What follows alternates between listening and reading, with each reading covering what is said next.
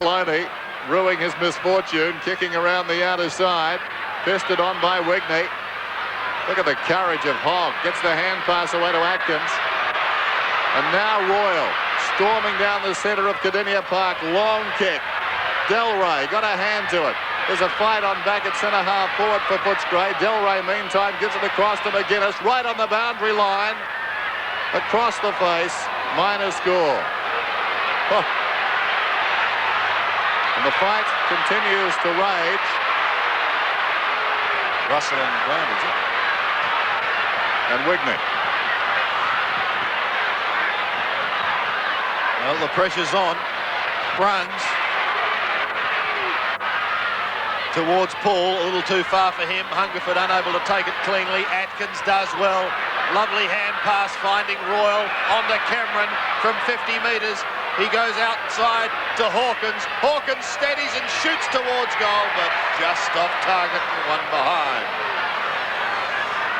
Well, the Dogs doing a lot of attacking, but points only at the moment. Yes, they've kicked 1 goal 4 in this last quarter. Geelong 1 goal 2. 2 points the difference. And Gary Hocking brings it back into play. Flanagan, Hungerford, both there for Geelong. It's Flanagan. Stoneham and Foster. Eccleston, well tackled. All jars free. Foster. Almost without pads, but he still gets it away to Eccleston. To half forward. And Doug Hawkins asks the question, the illegal shepherd, and the umpire concurs. Short he goes. McGuinness will have a shot. Well, a lovely lead from Tony McGuinness there. Has yet to kick a goal. 2 behinds for the afternoon, but he's on the side that should favour his kicking foot.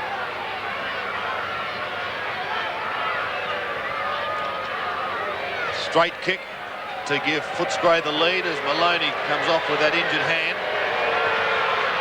McGuinness's kick drifts across the face of goal, and yet another behind is registered. Well, 1 point in it. So Steve Collingwood back on the ground with a heavily bandaged left thigh.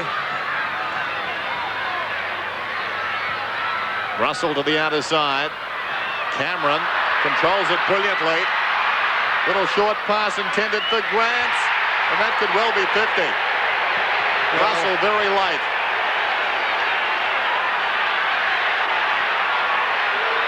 He's boarded. And it will be a 50-metre penalty as well.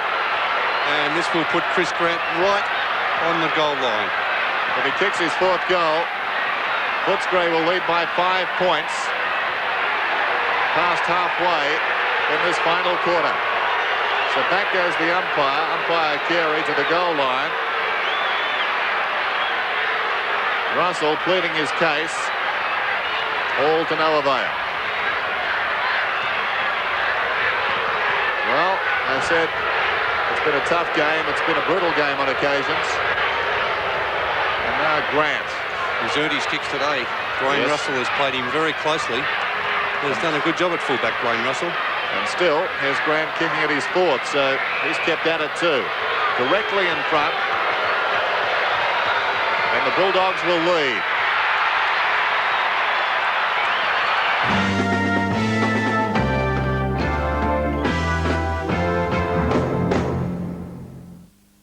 In 1942, a madman terrorised the women of Australia. It's a yank. My advice is lay off. The cops face a cover-up. They don't want us to get him. This incident never happened. The conspiracy deepened. It's obvious that we're dealing with a maniac. These are crimes committed against Australia. And it led to a courtroom. Objection. Where the first casualty was the truth. Get us someone to hand. The shocking true story told for the first time. James Coburn, Murray Fields, Death of a Soldier, premieres Monday.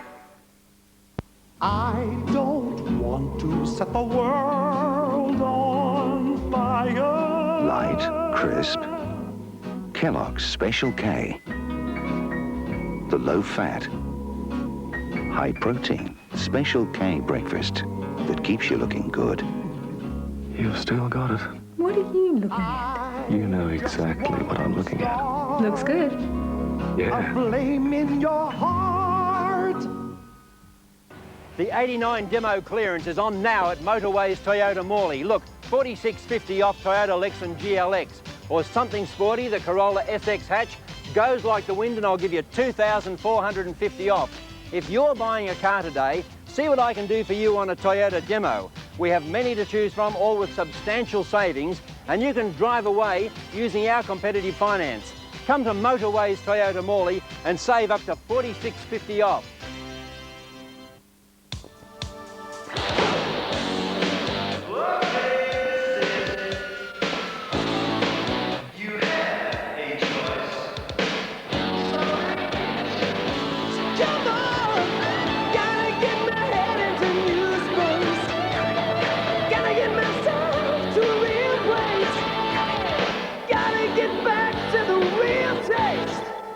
Of Hungry Jacks.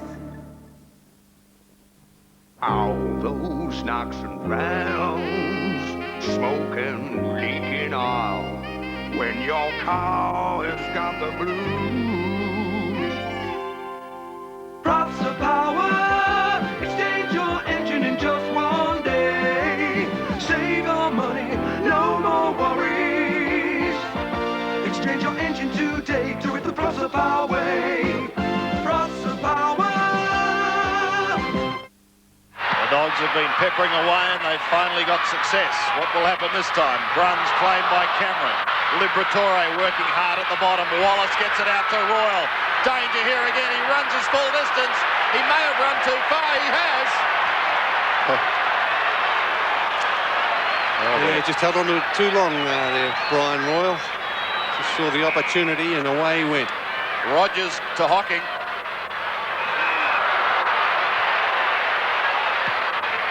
To half forward, Ablett. Plays on. Gary Ablett.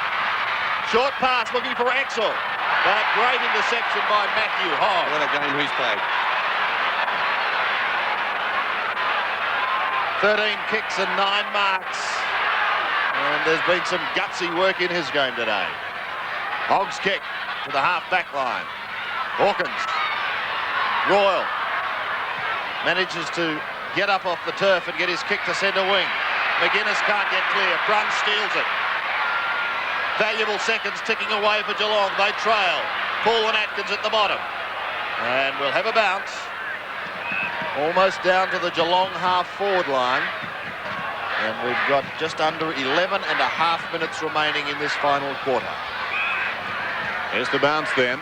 Simon Atkins close to best man on the ground. One down by Flanagan. Stephen Hocking in trouble. Held by the arm. Going nowhere. Brownless surrounded. And another bounce. Great tackle there applied again by Tony Liberatore, the leading tackler in the competition. 36 before today's game. And another 4 today, so he's a real terrier. Flanagan. Atkins gets the hand pass away cleverly. Foster out wide towards the boundary. It skids out of bounds. A remarkable game, this one. Geelong starting superbly, led by 30 points at quarter time. Footscray, a great second term. Bearing in mind there was no breeze, they came back to lead by 4 points at halftime. Malakellis. Good Shepherd. Helping Bruns. He breaks away. Long kick inside 50. Knocked away by Baxter. Eccleston couldn't control it. Strong tackle by Wallace on Ablett. The high kick. Brownless. The strength of Ablett. He was in the grasp. Wallace was intent on bringing him down, but he still managed the kick. And Brownless the mark. He'll kick from about 35 metres out on a 45-degree angle. This to put the Cats back in front. Kick is on its way. It's home. Geelong lead. 14-9 to 13-14 in a thriller.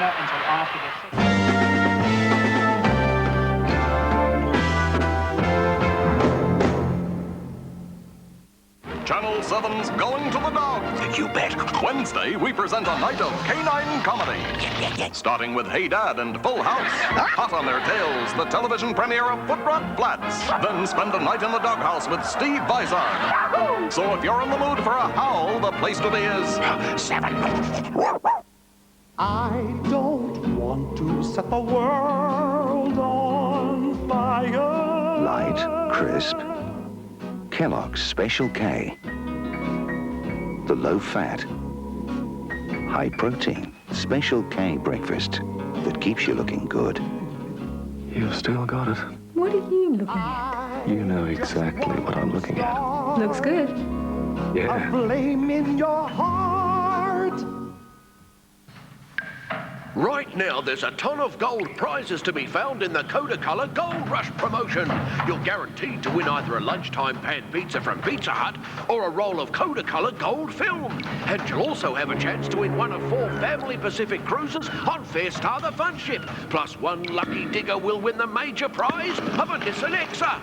Simply buy one of these specially marked packs of Colour Gold for your chance to stake a claim.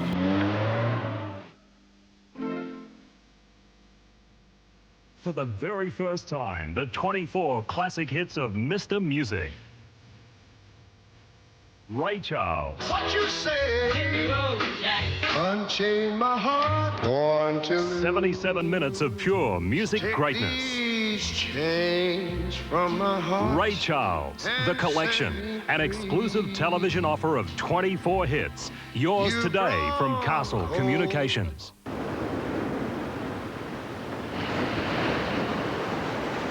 Morning. Must get back into shape when I retire. Only 6 months to go. Early retirement's a great idea. I'll need my lump sum, though. Gotta last a long time. I'd like to live like this all the time. What did the AMP agent say? What did the AMP agent say? Rollover's got tax advantages, makes your money work for you, and all that. Oh, Ruth would love to live here. Love to live here. One day. We've got to make the money last. Hate to burden the kids. Like to leave them something. Gotta get good advice. Couldn't live on the pension. We'll talk to AMP. Big. Secure. Roll over with the experts. Do it right. How do you want your eggs? Roll over. What? You're right with AMP rollovers. A renegade Soviet agent hell-bent on starting World War III. Pierce Brosnan and Michael Caine in The Fourth Protocol. Premieres tonight on 7. One moment the Geelong chant, the next moment Footscray. A point in it favouring the Cats. From the centre. Who will win it out? Malakellis couldn't. Neither McGuinness. A wind can. A high kick down towards half forward. Hawkins in from the side.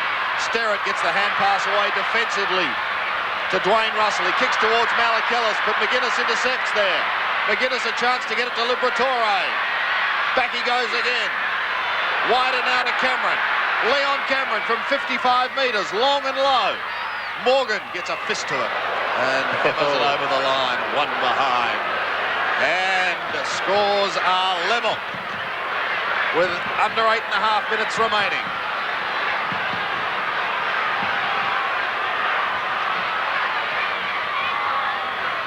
Flanagan and Wine set themselves again. Off hands to Morgan. Now Trevor Poole. Geelong now running it out. Hocking on centre wing. Pulls it into half forward. Brownless. Well, he had a very quiet first half. But he's coming into the game. He'll make the distance here too, Sandy. He's a very long kick of a football. The drop punt looks good. Oh, what a kick! Crush the post. But it does give them the lead.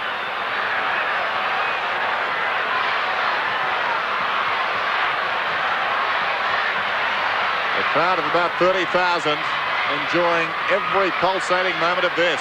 Harrington in, members side, wind over the top, strong mark. Gets the hand pass away. Liberatore confronted, in trouble. Scrambles a kick forward towards centre wing. Poole and Atkins hits the ground. Sterrett, leg, gets the hand pass away. McGuinness, unkind bounce for him. Applies the tackle. Hocking's hand pass though. Finds Poole. Poole runs to 50. Listen to the roar of the crowd as he goes long. Back into the air. Forced through for a minor score. Boy, is this tense. Geelong lead by 2 points. 7 minutes remain. Harrington to the outer side. In from the side, Foster. Telling mark. Wants to play on. Scrambles a kick forward. McGuinness on the outer side. He settles. Come on. We've got to move the ball quickly. No barracking. Tony McGuinness long down towards 50. Russell is down there. Defiant defensive mark. Held onto it too long, Tony McGuinness. Must play on at all costs. Made very few mistakes today, Dwayne Russell. One costly one, but his game has been solid. Into the centre. Flanagan can run off. He does. Gets the handball across to Poole. Trevor Poole at half forward. Can he get round? How far? He's run too far. Now he hasn't said the umpire. Brownless picks it up. Kicks it high in towards full forward, but wide. Trevor Poole. Well, if he didn't run too far, he was grabbed by the leg, surely. They must have evened themselves out at that stage. Well, the ball's come way back. Ran too far. Perhaps the roar of the crowd took out the whistle. But it would appear justice is being done. Liberatore to centre wing. Hammered towards the line. Cameron sees it over. 2 points, the margin. Leon Cameron, who started the day on the bench. Flanagan gains 15 or so metres.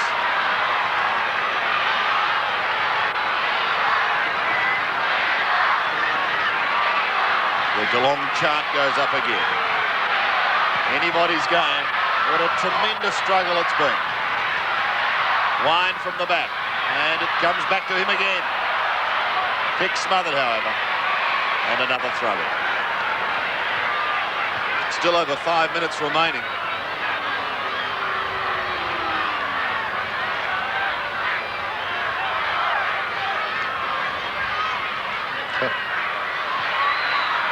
Liberatore gets a high kick. Atkins has shown courage all day, and that was no exception. Bruns sockers off the ground. Down towards half forward, past Stoneham. Brownless shovels it out. And here's a chance for Malakillis. He bounces. Liberatore gets it. Oh, what a tackle. Hogg comes away. Grand football, Footscray. To the outer side. Oh, no one up for Footscray. Plays on quickly. They've cleared out the forward line. Exel's come up onto a wing. He's got the ball now. They've cleared it out for Ablett. But Exel is going to hold it up. So, cat and mouse. The tactics are being played out now. The stakes are high. Geelong cannot afford to lose this game. Just over 4 minutes remain. And Exel fancies himself at the distance. He'll kick from about 58 metres. It's a long kick. Hasn't got the carry. Pack into the air. Foster claims the mark, and it's paid down there. 2 points the difference. The Cats lead. Foster, a resolute defender. In short, Baxter in trouble. Out of bounds and will be thrown in. Ooh, nearly a vital mistake there. Reminded at the conclusion of the game, continues they to are run. not permitted on the playing 95 to 93. Siren has sounded. Just over 3.5 minutes now to play. Flanagan and Wine. Scott gets the hand pass away. Foster in desperate trouble. It spills to Denham. Wallace. Great tackle by Hogg. Wallace over the top. McGuinness is away. The ball is coming back. There's going to be a Footscray free kick. It'll be taken, I think, by Hogg down there. Yeah, free kick for a throw from that tackle by Matthew Hogg. Yeah. Top tackle. Top game from Matthew Hogg. To half back. Cameron. The youngsters away. To centre wing. Hawkins on the full. Footscray not out of this game yet. McGuinness gets it back again. Royal down towards the half-forward line. Rogers in front. Takes a timely mark. Under 3 minutes. Geelong by 2 points. Rogers with his 11th kick also elects to go short in the back line and finds Steve Hocking. And he is in absolutely no rush whatsoever. Hocking to a congested centre wing. Flanagan over the top. Had a good battle with Scotty Wine. 14 kicks, 7 marks. And 22 hit-outs. Been a tremendous duel, that one. He kicks long. Wine can't take it. Stoneham is there, close to the boundary line, and over. Just on 2 minutes remaining.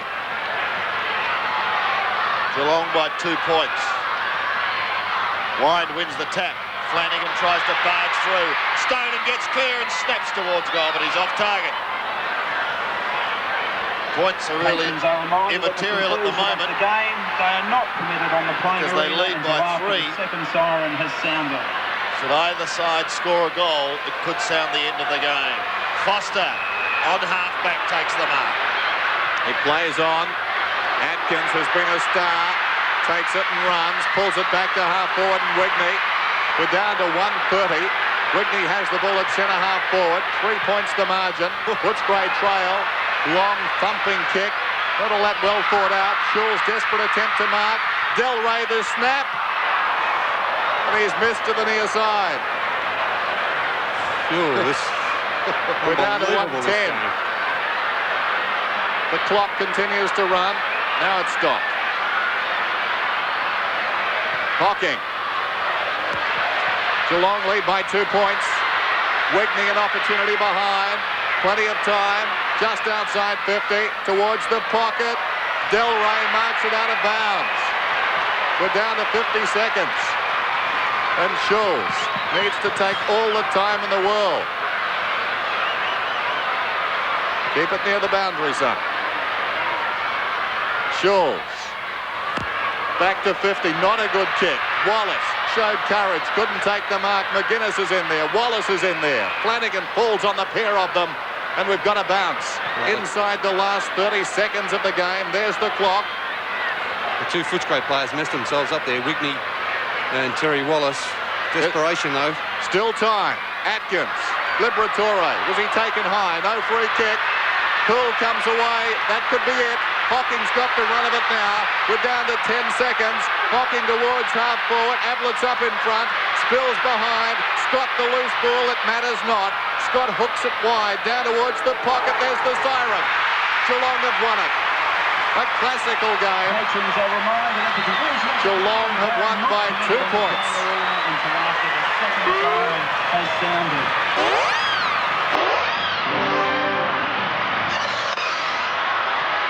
Well, a fantastic game of football. Topsy-turvy first 2 quarters, but then goal for goal in the second half, and eventually the Cats getting up to break their drought. They'd lost 3 in a row. They won by 2 points, 14-12 to 13-16.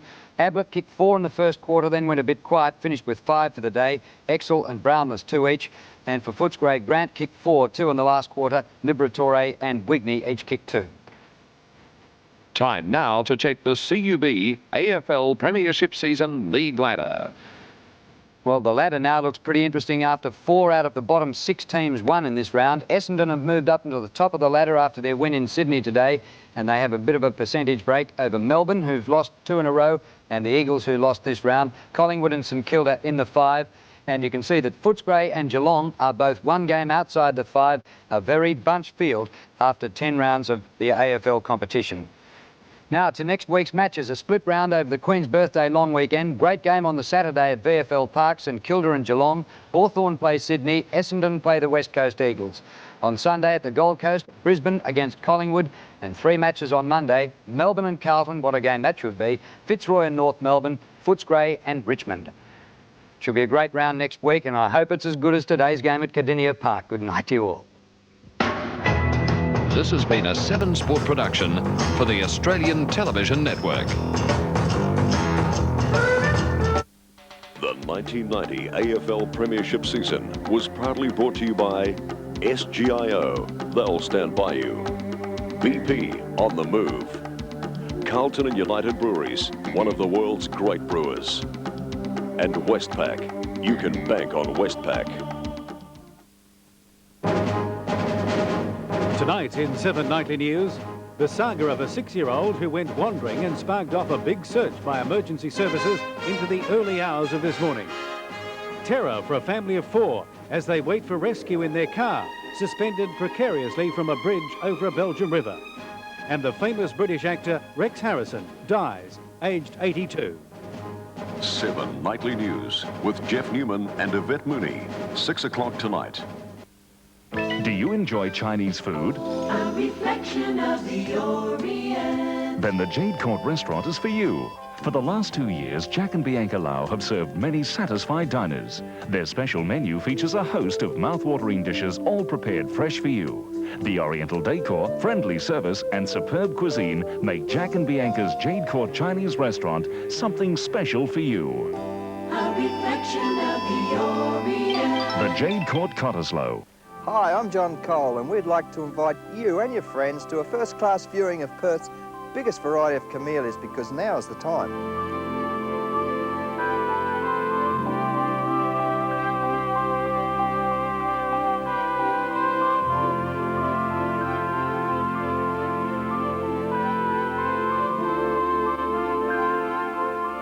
And this is just a part of what you'll see at John Cole's nursery, Beanyap Road, Jandakot. Wanted, Sister in Violata of the Immaculate Conception. Wanted, Sister Euphemia of the 5 Wounds. 5 wounds, for short. These women are dangerous. These women are desperate. These women are men. Eric Idle and Robbie Coltrane. This is our only chance to go straight. You call this going straight? Advanced screening this long weekend at Hoyt Cinemas Perth, Queensgate 6 Cinemas Fremantle and Windsor Theatre Nedlands. If I get into China, if I get to do it, I will wear your number 31 on the Great Wall of China. And I did. For about 12 seconds. I took my shirt off, put the jacket on, gazed out over Siberia, took the Guernsey off, put my shirt back on, and that was it. So that was why Darren Hinch was wearing Ron Barassi's football jersey on the Great Wall of China. A renegade Soviet agent hell-bent on starting World War III. Pierce Brosnan and Michael Caine in the 4th Protocol premieres tonight.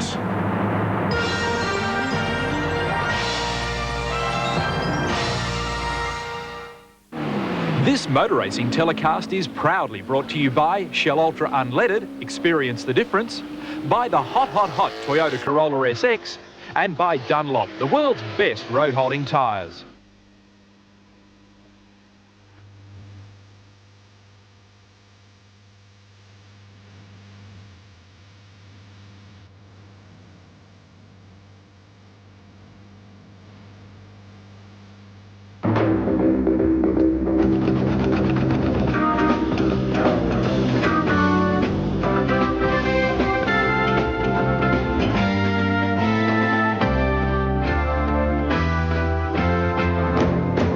Good afternoon and welcome to Channel 7's Motorsport Action. Today we'll look at round 3 of the AMSCAR series.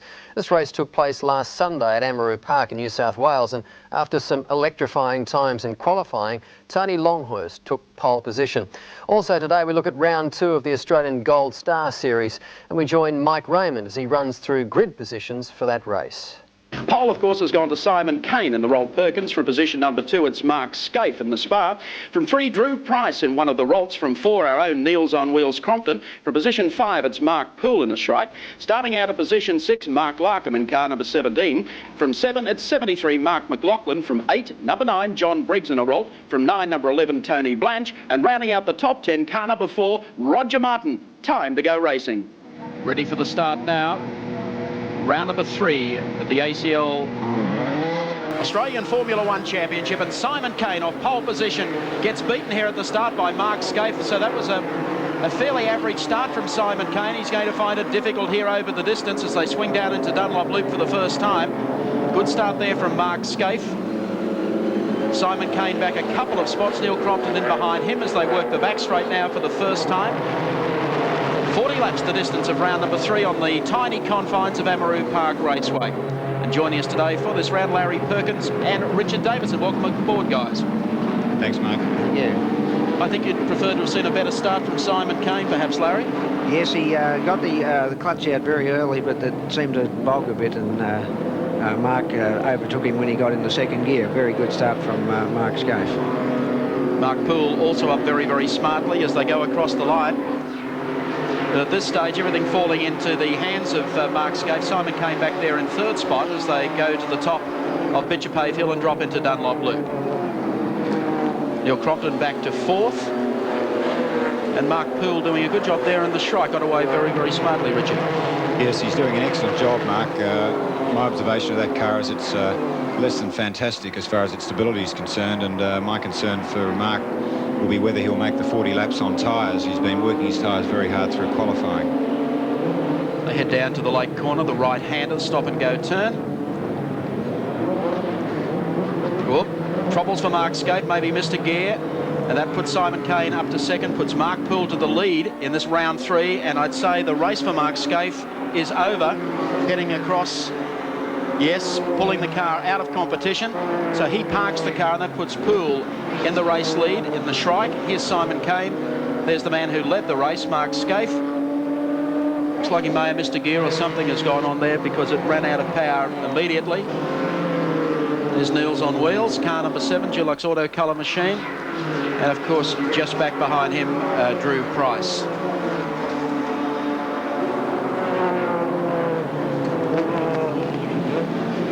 Once again, the State Pollution Control Commission officers have been monitoring noise here over the weekend, as you can see, with warnings and black flags being waved to anyone and everyone exceeding a 95 decibel limit under full power at the start-finishing line. I guess it probably prompts the question to New South Wales Premier Nick Greiner, so why even worry about Eastern Creek?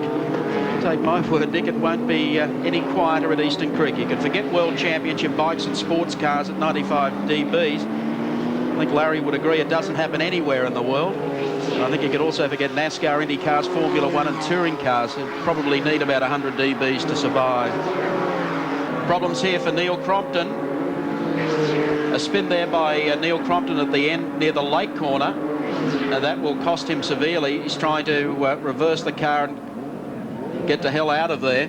That has really taken the pressure off our race leader, Mark Poole, because in the space of only a lap or so, we had Neil Crompton closing on Simon Kane. Simon had a little slip. Then immediately Neil Crompton had a spin, and that has just taken all the pressure off our race leader, Mark Poole of South Australia in the Shrike, who was starting to look very, very good, very comfortable at this stage of the race, with time really running out. There's the gap. Our race leader going to the top of Bitchapave Hill with a huge gap. Let's have a look at this on replay with Neil Crompton arriving down, just losing it. Very, very simple. As you can see, going through on the outside was Drew Price, so Drew's picked up the spot very quickly. And that was it. It all happened so quickly. Drew Price is losing some fluid out of his engine too, so I don't know whether he's in serious trouble or not. 1.8 seconds between Drew Price and Simon Kane. He's certainly catching him. Yes, Drew Price's car now throwing out a lot of steam. They run down to the lake corner, and here comes the challenge as Simon Kane now down on the inside of Drew Price to take back 2nd place in this race. A problem for Drew Price, but he will soldier on, hopefully, and finish back in 3rd with a couple of laps still to run in round 3 of the ACL Engines Gold Star Championship round from Sydney's Amaroo Park. Oh, we've had car number 9. It's John Briggs. John Briggs go off into the wall over there, into the tyre wall. Fortunately, John's quite okay, as you can see. He's really given the car a shunt, though. The man we're watching at the moment, Mark Poole of South Australia, is on his final lap, working his way down the back straight. An impressive win here today at Sydney's Amaroo Park Raceway. I don't know if many people would have, before the race, given a victory to Mark Poole, but motor racing's an amazing sport, isn't it? Would have been very long odds, I'd say, Mark. But he's earned it. He led every lap, or not every lap, but He's close enough. Close enough for every lap. Had a lot of pressure from Simon Kane and survived. Last corner coming up and the checkered flag at the ready. Round number 3 of the ACL Gold Star Formula 1 Series for Australia. And the win, of course, goes to the South Australian driver, Mark Poole. Looks like Simon Kane is going to get across the line for second spot. Drew Price will probably soldier on for third and Neil Crompton for fourth. There's our race winner. And our congratulations going to round 3 winner Mark Poole of South Australia. Second is Simon Kane in the Roll Perkins. Third to Drew Price. Finishing fourth was our own Niels on Wheels. And rounding out the 5, Mark Larkham. Somewhere in Britain, there is a renegade spy. He is a top Soviet agent. On a lone quest to ignite World War III. Bomb, an atomic bomb. The KGB have lost control. What the hell is going on? This ruthless manipulator must be hunted down. I feel lucky. Pierce Brosnan. Got him. But now. Michael Caine. In Frederick Forsyth's thriller, The Fourth Protocol, presented by the SGIO and Mitsubishi, premieres tonight on 7.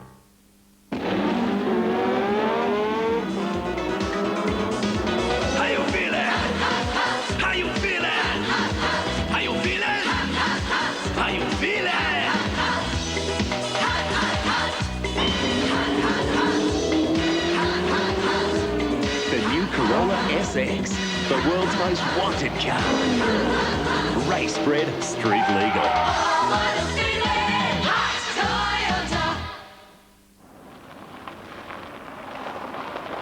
When it comes to road holding, in any conditions, wet or dry, nothing equals Dunlop. And when Dunlop says road holding, Dunlop means road holding.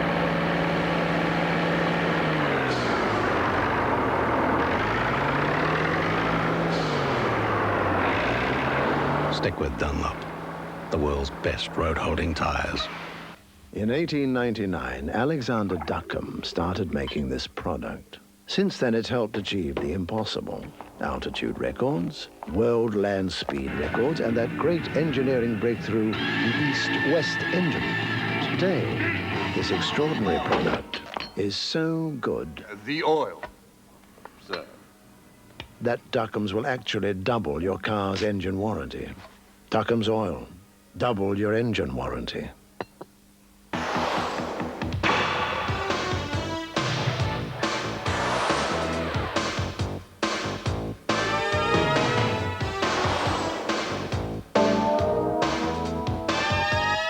The big name in big forklifts is also the big name in small forklifts. Heister. Check the yellow pages for your Heister dealer. Heister. Welcome back to Sydney's Amaroo Park Raceway. We're preparing for the Toledo Tool Sports Sedan Series. Pole, of course, going to Des Wall in the Supra. Bob Tyndall sharing the front row. Some very quick motor cars about ready to go. 8 laps and off the line, Des Wall, but I think it's Tyndall maybe on the outside. They're jumping out of the queue just back behind the leaders. The Jag away smartly as well as they head up to the top of Nissan Skyline for the first time. Keith Carling with a problem on the line. Didn't look like he got very far before the car slowed considerably, like he may have had a gearbox, axle problem, something of that nature, but there he is. Oh, it's all happening. I know. The R certainly hasn't gone too far in today's Toledo Tools exercise. As we pick them up running downhill to the left-hander. Problem there with the mobile concrete pumping Tirana. Excavations through the infield there as we pick them up coming down to the leg corner. Des Wall, Bob Tyndall, Barry Jamieson sits back behind them as they come in for the completion of the first lap and 7 to go as they go across the line and bring horsepower into play as they head up Bitchapave Hill. Hands out the window acknowledging the yellow flag. No one's allowed to pass while the Keith Carling car is stranded on the side of the road. Des Wall leading, Bob Tyndall second in the all-care air conditioning entries. Mark McLaughlin up there as well in the Jag today. Colorbond entry. Good to see Mark having a go in that car, varying his drives between Australian Drivers' Championship in the open wheeler and the big horsepower sports sedan. Spoke to him about it a couple of weeks ago when we were up at Lakeside, when he had a try of the car up there. I said, what's it like? Whoops. Said it all, didn't it? Yeah. He says, it's got bags of horsepower, and compared to the open wheeler, no grip. Thrill a minute. These two AMSCAR air conditioning entries looking sharp as they exit the turn and head up Bitchapave Hill again. There's Wall getting away a little from Bob Tyndall. Barry Jamison there running in third, and Mark McLaughlin in fourth spot. Nice looking car, the Motec entry, isn't it? The sporty sedans have really picked up the show in the last 12 months. Some splendid looking machinery. Amaru Park, a pretty demanding little course for them with that much horsepower and very, very twitchy machines. Down to the lake corner. There's Wall. You can see the gap now over the field. There's Wall going through. Tyndall. Jamison is the next one through, followed by Mark McLaughlin and the Jag, and then the gap back to the Mazdas. They have really opened up a gap over the rest of the field. It's almost daylight, and I will assure you there are other competitors. There they are. But Wall will lead them into Dunlop Loop.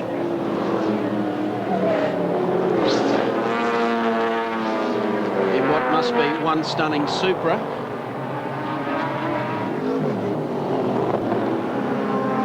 Bob Tyndall, teammate sits back behind him, of course, in the AMSCAR Commodore. Barry Jamison has been attacking him since the race started. And a Honda on the way down to the right-hander at the lake. Probably the best sports sedan series, domestic series, the Toledo Tool Series here at Amaru Park. We're about half distance now, lap 4 of 8. And Wall leading from Tyndall and Jamison. And a very big crowd here on the bleachers today at Sydney's Amaru Park Raceway. An opportunity to see some of the support divisions for motorsport. And good to see them on television as well. Unusually. It's good to see. We followed your progress, and it was stunning for a while in the ACL Gold Star round. Thought you were in there, son, with a show for maybe a second, or... Yeah, brain fade. Not good. But these guys are doing a good job. They're right where they are at the moment. There's some full of oil, and for the unwary who plot out there, it bites. Barry Jamison not having any trouble like that. Coming up with 3 laps to go. There's Wall still leading Bob Tyndall and Barry Jamison. Shame that Keith Carling's Toledo Tools Mazda is not in this battle. The car would have been pretty competitive, I should think. Barry Jamison working away at the moment on a plot that'll get him into the next position. He's trying pretty hard. Des Wall's really got the pressure off now a little bit. He's put a gap in there, and that's what he needs. Interesting how these guys have been able to get away from Mark McLaughlin as well. Because the Jag is usually a fairly competitive piece of machinery in sports sedan trim around Amaru Park. I don't know how many years old the Jag is. I should check, but the Colorbond entry has been circulating Australian racetracks for, I don't know, it's got to be close to 2 decades. It's been round for a fair while. 500 horsepower, snapping and jumping there coming out of the corner as Barry Jamison tries to claw at a bit of road. Coming up, I think, with 2 laps to go. There's Jamison going through. Our leader really has bolted. There's Wall. Tyndall still able to contain Jamison. McLaughlin and the Jag sits back in 4th spot.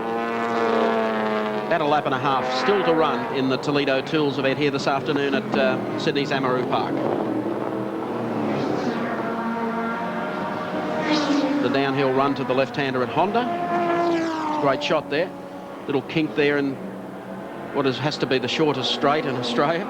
Down to an absolute stop-start corner at the lake. I think we went through this experiment.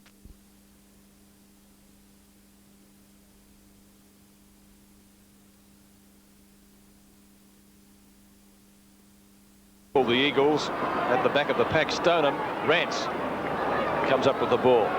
Brownless almost caught. Back to Gary Hocking inside the square. Centering kick. Oh, great mark. No, not played to Cameron. Flanagan off the ground. Hinckley, snapshot, close, but not close enough. One behind to the Cats with the wind and the rain. Conditions not dissimilar to those we had at VFL Park yesterday. The Eagles leading by a point, 46 to 45. Peter Wilson near a camera. I don't think we'll be taking any further part of the match because he injured a hamstring. So Brennan to kick in.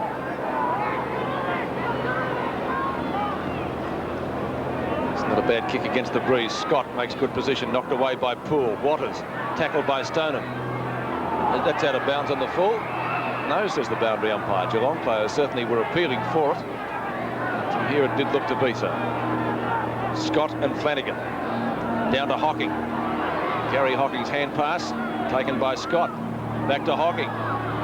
Tackled by Worsfold. Cats go forward through Couch. Haven't seen much of him today. The Brownlow medalist very quiet, and that is out of bounds. Right forward pocket for Geelong.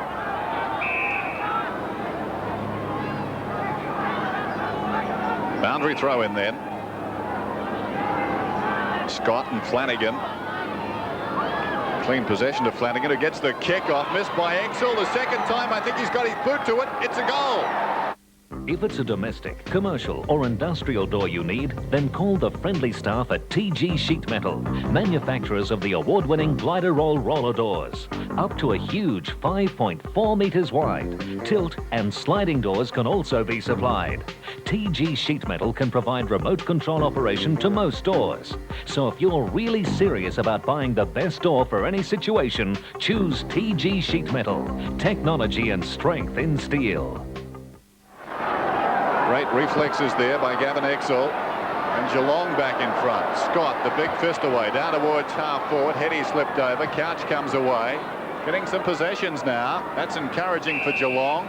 Interference will be called against Ania. Getting into the back of Gary Hocking. Now the advantage is paid. Stoneham running on down the ground from 35 metres out, directly in front. No one near him, misses. Well, having been paid the advantage, he should have got that goal. Sterrett and Scott in the dugout. 17:47 remaining in the third term. And the ball very slow once more to come back. Obviously Geelong have put some supporters down there now. Just to even it up, Dennis. No, I'm going to kick it. No, you're not. That's nonsense. Eventually the ball is back. The huddle is getting cold. Well, all that's missing are the cars. Brennan to Mainwaring. Chips it out wide. Heady cleverly got rid of Rogers, but Rogers comes again. Brownless on his knees, knocks it out. Mainwaring, was he pushed in the back? I thought so, and so did the umpire. So Mainwaring has this ball, a defensive side of right centre wing. Geelong lead by 6 points. Mainwaring kicking into the breeze and the rain. McCrabb directs it nicely down to Cameron. The high kick towards half forward. Flanagan's in front. Stoneham comes over the top and got a fist on it. Mainwaring, the hand pass. Worsfold in trouble. Releases the hand pass well, and Couch collected him on the way through and will be reported. Well, we've got some stars at the tribunal tomorrow, haven't we? Yes. And now a Brownlow medalist joins them. Could almost take the state team photo at the tribunal this week. Well, that was sort of a square off. All untidy from Paul Couch. He wore one on the mouth earlier on. Yeah. Yes, with Reece Jones, Brereton, Langford, Lyon, all appearing before the tribunal. Worsfold takes the free kick short of right centre wing. Goes out a little wider for the kick. Stoneham fisted towards the boundary line, doesn't quite make it. Picked up by Heady right on the line with Flanagan in pursuit. Into the goal square, might bounce through, hit the post. One less coat of varnish and it would have been a goal, or paint. 47 plays 52, 5 points in it. A thriller at Subiaco. Russell to the member stand side. At the back is Stoneham. Almost comes down with the ball, although not the mark. Up and under kick. Real courage shown by Neville Bruns. He lacks nothing in that department. Out to Fletcher. marking just inside the boundary line. A long way home, the Cats have the breeze. Third quarter action. Kemp at the back. Hinkley paddles the ball forward. Malakalis, beautiful sidestep, have to be quick. Exel at the back almost takes the mark and through for one behind. A point to the Cats. 1 goal the difference. Under 16 minutes left in this quarter. Still the rain tumbles down. Scott and Flanagan had a great duel today. Kemp and Poole. Lewis with the assist. It's out of bounds though, so it will be thrown in on centre wing. Nick Malthouse looking on interestedly. Eagles yet to be beaten at home this season. Flanagan wins it again. Waters picks it up. Fletcher gets into him. Lewis taps wide. Matera shovels the ball further forward and out of bounds again, almost in the identical spot for another throw-in. Still on centre wing on the outer side. The Eagles got the early break today with the first 3, but the Cats got into gear. Flanagan and Scott, neither effectively out. Stephen Hocking falls over at the crucial moment. That could be holding the ball. It is, says the umpire. Free kick will go to Chris Lewis on left centre wing. Just under 15 minutes remaining in the quarter. It's Peter Matera downfield. By some 15 metres. Hard against the boundary line. Geelong lead by 6 points. Long kick into the forward line. Sumich appear to be held behind the pack. No free. Langdon pulls it across his body. Bacon goal square. And Rogers tracked it well. Smothered the bounce and forced the behind. I'm not sure whether umpire Mike Ball, who was the person in position there, angled the ball, the flight with the ball beautifully. Must have seen that free kick to Sumich. Didn't pay it. Here's Russell to kick it in. Slightly favours the grandstand side, and the mark is taken by Worsfold, standing his ground well. A kick from about 75 metres out from goal. Chips towards the 50-metre line. Jackson's got it. Takes it and plays on immediately. His pivot foot slipped as he kicked. It goes down towards the kickoff line. Knocked away by Russell. Taken by Couch. Bruns has got it now. Breaks away from half-back. Kicks towards midfield. Brownless couldn't hang on. It falls to Kemp. And Kemp will pump it back in. Weighed up the options well. Oh, Narkle and Hetty flew together. Cardinals in. Geelong get a chance to tie it up now. Crashing his way through. Doing well is Cameron. Clears the zone momentarily. Good mark taken by Worsfold. Oh, and runs. Well, it may have looked worse than it was. Let's assume he was trying to punch the ball away. He's lucky the first one missed. I'm not sure it did. Didn't. Worsfold back inside 50. This game is really livening up. Schultz comes away. Pumps it back. Worsfold has to go another round. This time he punches away. Main Waring's got it on the ground. Good shepherd from Lewis. The short one comes across to Miles. On the ground to replace Scott. So Miles will kick from about 65 metres out. Goes for distance. They'll contest about 15 metres out from goal. In front of the pack, an awkward bounce for Russell. Narkle gets the hand pass away. Langdon. Goal. Tonight on Skirts. Come on, mate, it's not safe in there. Debbie faces her first road smash. That guy was in a bad way. She goes to a fatal and falls apart. Could go and see the police psychologist. Why does it always happen that way? Julie handles a teenage runaway. Do you know what happens to kids like you? It's a pretty big decision to leave home. And Pauline's held up by a nutty old Darrow. We decided to hold you hostage. Australia's great new drama. Catch Skirts tonight at 7:30 on 7.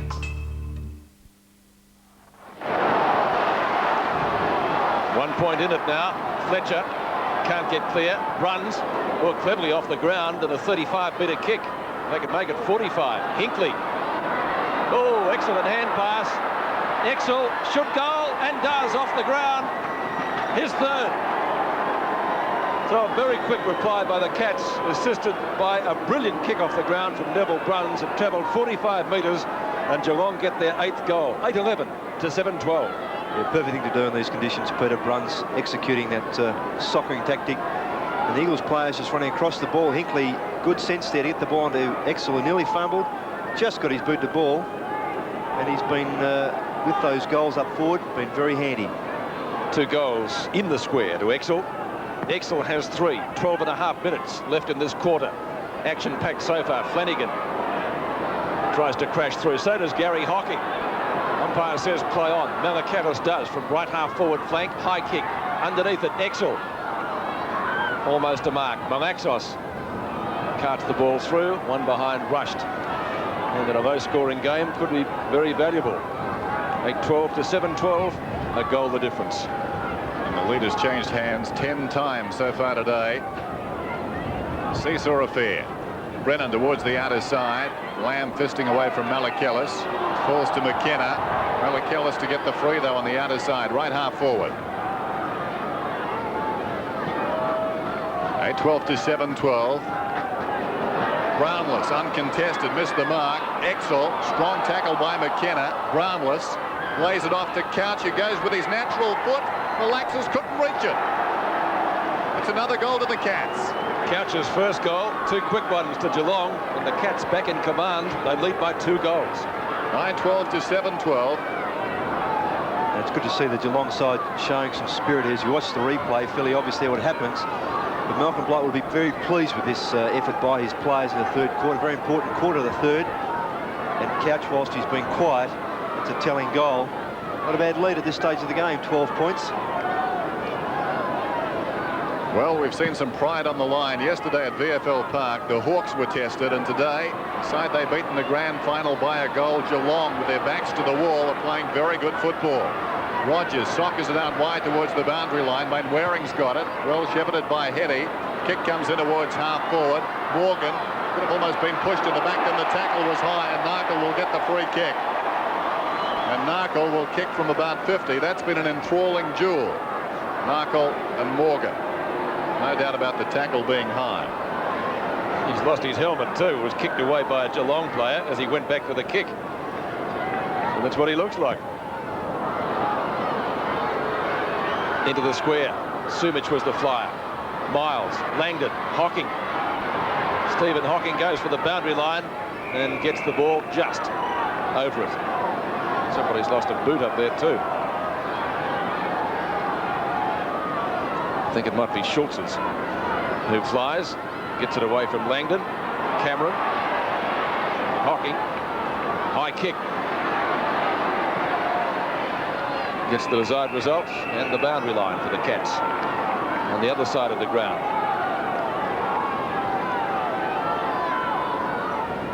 Throw in again. Langdon does the ruck work.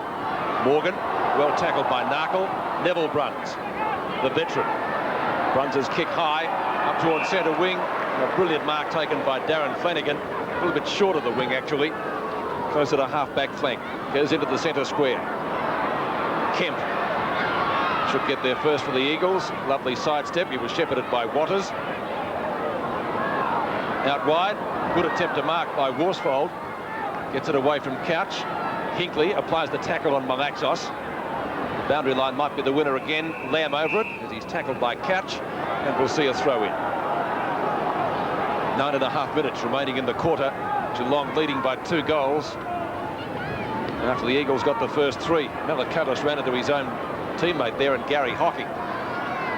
Well to get his kick in against Exel, and the free kick down on the last line of defence will be taken for the West Coast by Brennan.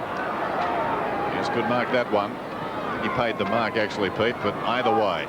Kick towards midfield. Jackson. That's a good mark too. Jackson, the defensive side of right centre wing. Kicks through the square. Miles is the target. Schultz did well. Lewis roving the pack to Kemp. Ania now.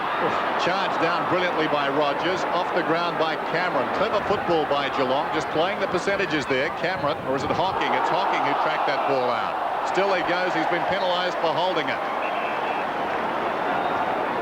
Free kick coming back to Ania. He's forward of centre wing. In fact, it's Waters who's got the ball. Roving the pack, Waring. Draws the man, goes to Langdon. 20 metres out, Langdon gets the goal. Langdon's third.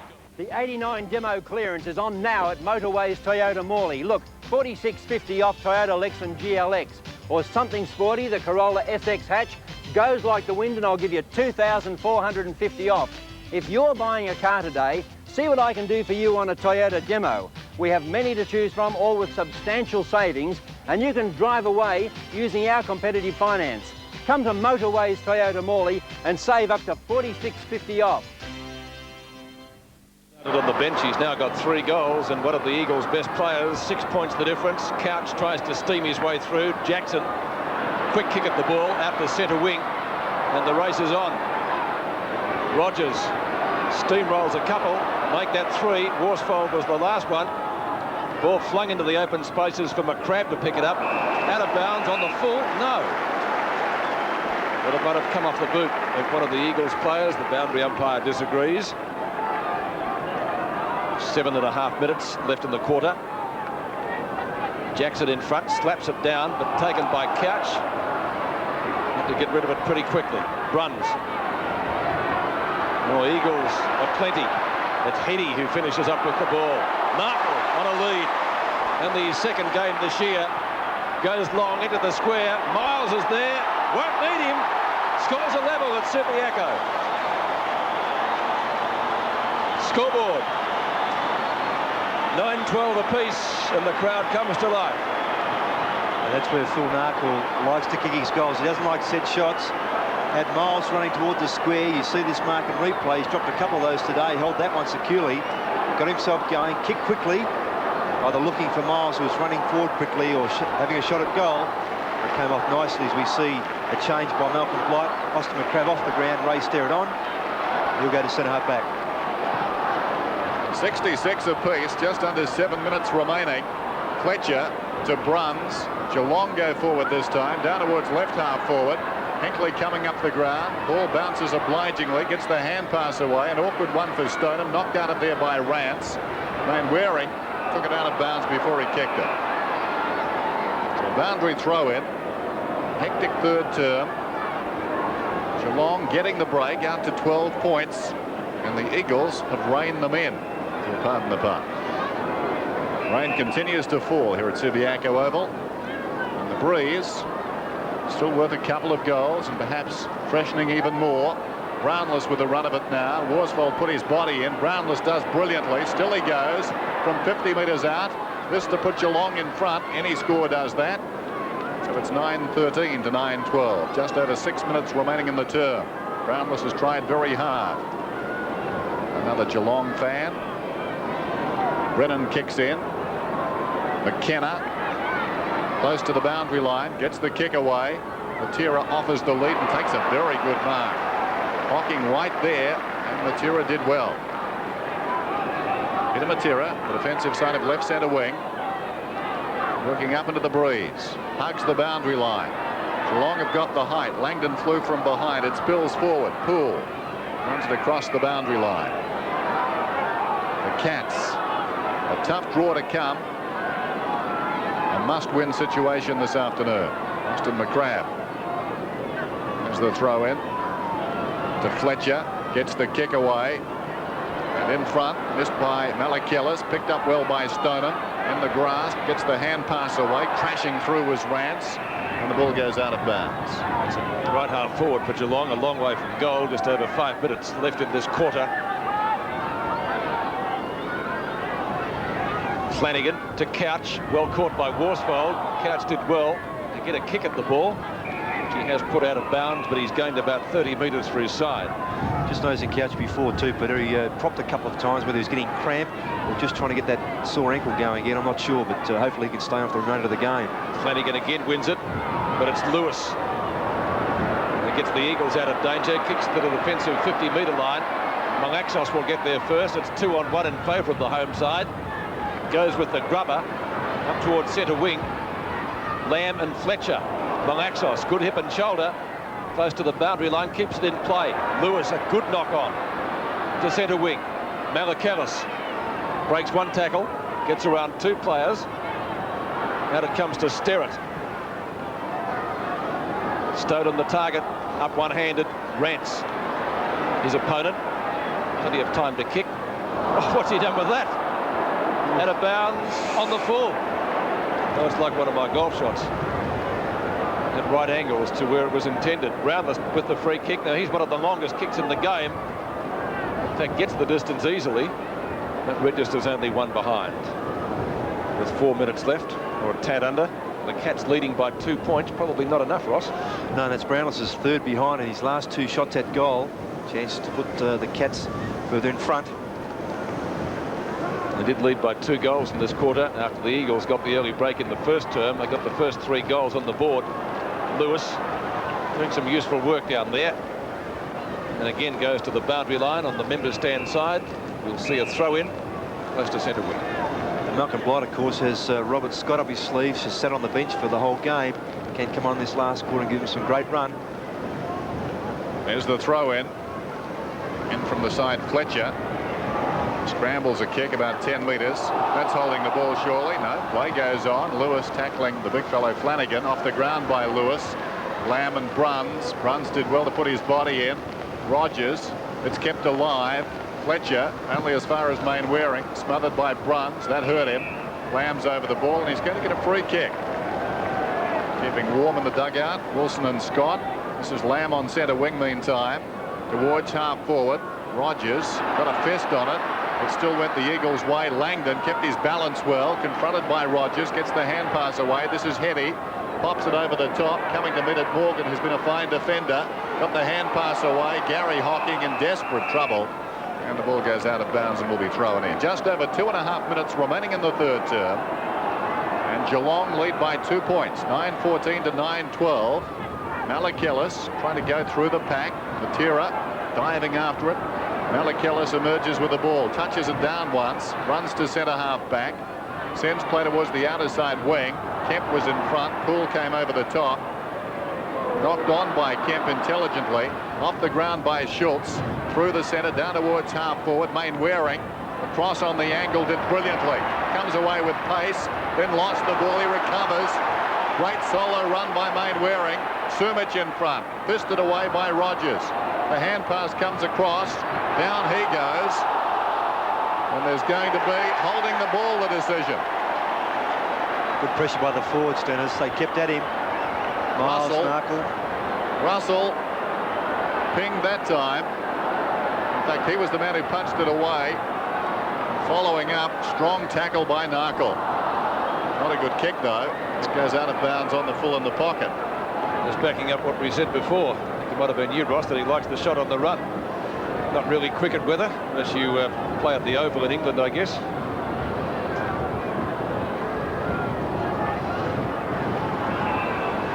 And I heard Kim Hughes does follow, but I dare say it would be the Eagles. Dwayne Russell. Minute 20 left in the quarter. Hugs the boundary line, predictably with the kick. Jackson tries the punch. Opportunity for the Cats to get clear again. Ball driven up towards centre wing. Centre field, I should say. Stoneham flips it out the back. That's clever if it comes off. Cameron was there. Stoneham does it again. Hinkley takes the tap on, gets it back to Couch. He's had his number taken too, incidentally. Cameron's kick beautifully smothered, but Hinkley might get another chance as the clock ticks down. That was touched off the boot, so it won't be a mark. Paid it. Certain I saw a deflection there, but Brownless is claiming the mark and has been paid it. Distance not a problem. What's he done with it? It looks like a goal. It is. Bill Brownless brings up his first goal and a valuable one for the Cats close to siren time. 10-14 to 9-12. As we said, the interchange now. Bruns coming off late. Scott coming on. I'm not sure the value in that, but only a few seconds left. Good kick by Brownless. 1-3 to his credit. He's been very mobile on that half-forward line, giving the Cats the option outside of Stoneham. An absorbing battle between Stoneham and Rance. Brownless being very effective.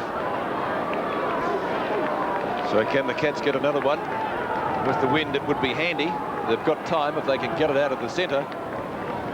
Langdon's got 3 for the Eagles. Exel has 3 for Geelong. Stoneham's got 2 for the Cats. And Peter Sumich for the West Coast Eagles has also kicked 2 goals.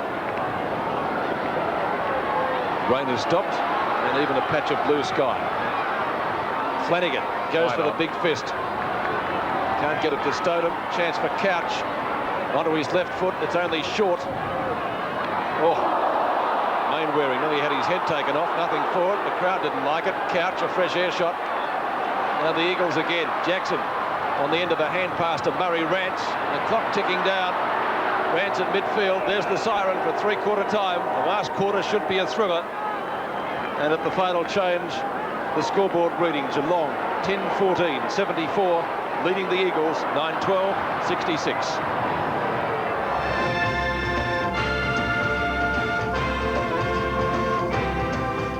Subaru presents, from the makers of Climate and Crisis, the most important special ever shown in Australia. What will Australia be like in 2020? So thought-provoking. Sydney to LA, 5.5 hours. So urgent. Solving environmental problems. I'm doing it for this generation. Nailing down the issues. It'll be a virtual invasion. And out there, they don't want it. What is there to fear? Your future. This is it. This is where Australia's future begins. You are unbeatable. Tuesday, no Australian should miss Australia 2020.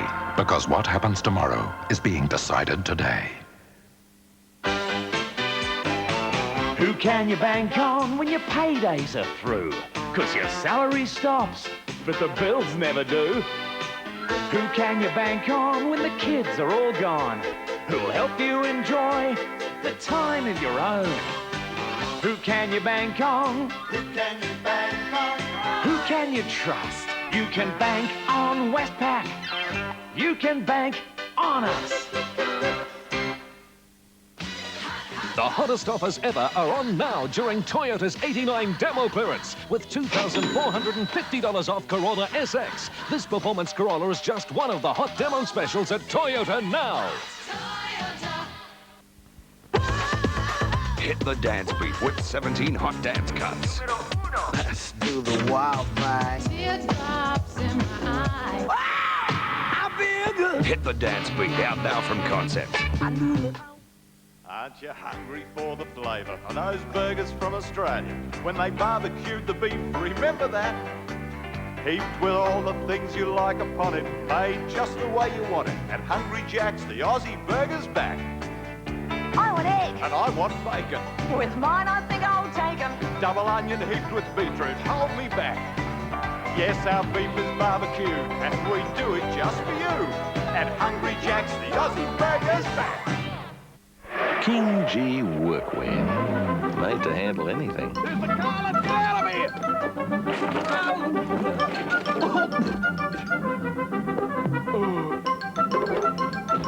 Hey, drop that! Hey, get this off me!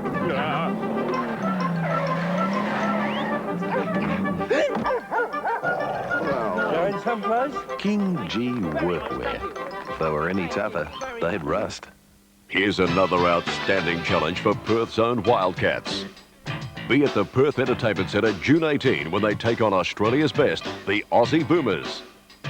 Tickets are on sale now at the Perth Entertainment Centre at $14 adults and $8 children and pensioners, plus booking fee. For credit card bookings, phone 484-1222. So be there, June 18, for the Wildcats Boomers clash. It promises to be a top game. Tonight in 7 Nightly News, arsonists set fire to a Queen's Park school, causing damage estimated at over $100,000. Both sides disputing who actually won the Fremantle and Maylands by-elections, which returned Labour candidates to power. And Boris Yeltsin, the rival to Mikhail Gorbachev, fails to win a crucial election in the Soviet Union. 7 Nightly News with Jeff Newman and Yvette Mooney, 6 o'clock tonight. The final quarter from Subiaco, one of the matches of the round that it's turned out that way. The Eagles coming home with a pretty strong breeze. Flanagan, Kemp. Kemp's kick is a short one, just off the edge of the square. Peter Matera giving chase to Stephen Hocking. Going through very solidly was Heady. Hocking likewise again. Gary Hocking, I think, is ridden into the ground, flips the ball out to his brother, tries to get it to Fletcher. Ania could get a free kick for in the back. No, according to the umpire. And it will be a bounce and the CUB sign centre wing. First goal is going to be vital here. Knock on for the Eagles by Matera. Narkle kicked a beautiful goal late in the third quarter. Onto Heady, outside 50, but with the breeze at his back. Boys are wrestled in the goal square. Won't matter, it's a goal. All clear. The Eagles come back. Scoreboard, Geelong 10-14, West Coast 10-12 at Subiaco. And that's Brett Heady's second goal. He's been a terrific player so far this year for the Eagles. The bonus as a draft pick. And a good handball coming out from Phil Mark will set that up for Heady. Looking for Sumic, battling with Russell there. They're both in it there. Play on was the call. The ball rolled through nicely. And Robert Scott, in fact, not on the ball now. He's picking up Chris Mainwaring on the wing. So what a test for the Geelong Cats now. The breeze probably as strong as it's been all day. Flanagan kicks it and surrendered some ground. Matera pulls it back across his body, long down towards full forward. Opportunity for Sumic, 20 metres out, snaps, it's another one.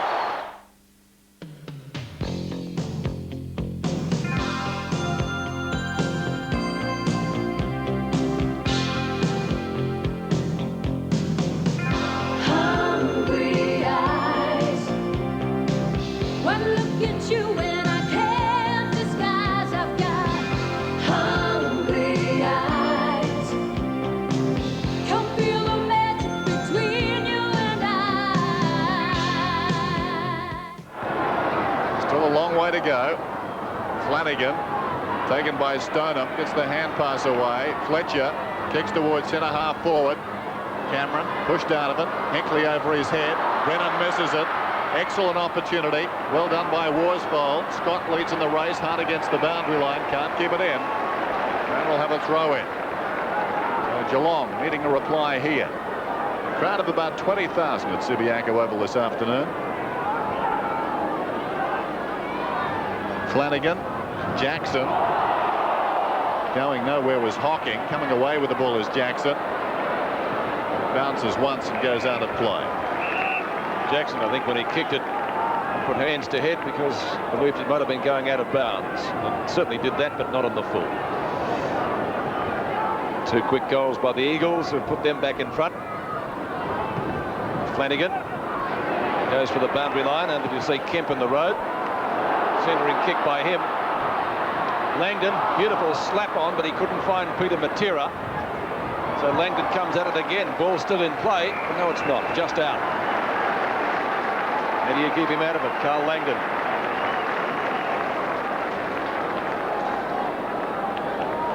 The Eagles trying to maintain their unbeaten record at home this year. 11 matches they have here. Oh, gee, that's out of bounds. Deliberate, yes. Have to be. Wayne Lamb to take the free kick on left centre wing against Gary Hocking. He's given away a few free kicks today. Sumic almost battles on.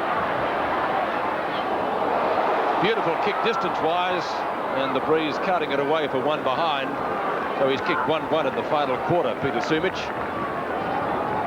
And the Eagles now leading by 5 points. They've done all the scoring in this quarter. And 22 minutes left.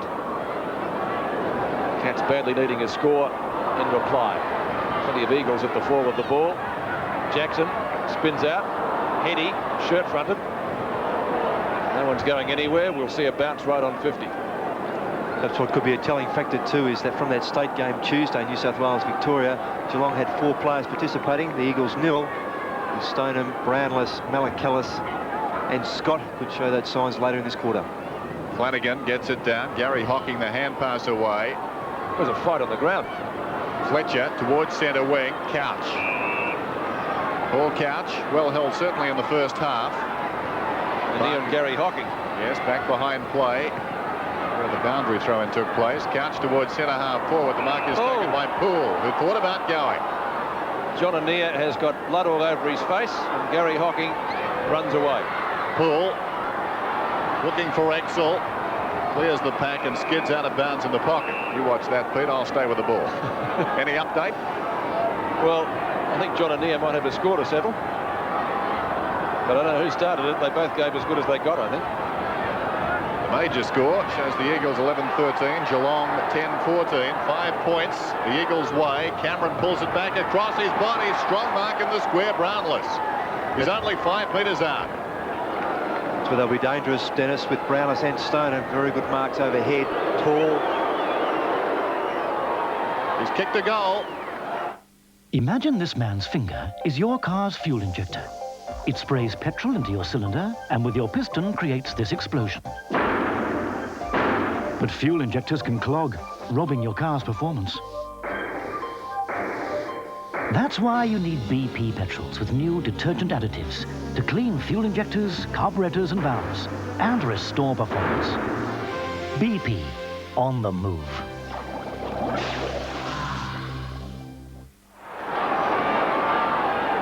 John Anea, as I said, bleeding profusely from the face after that tangle with Gary Hocking. I don't think any further comments needed. Oh, you called it right.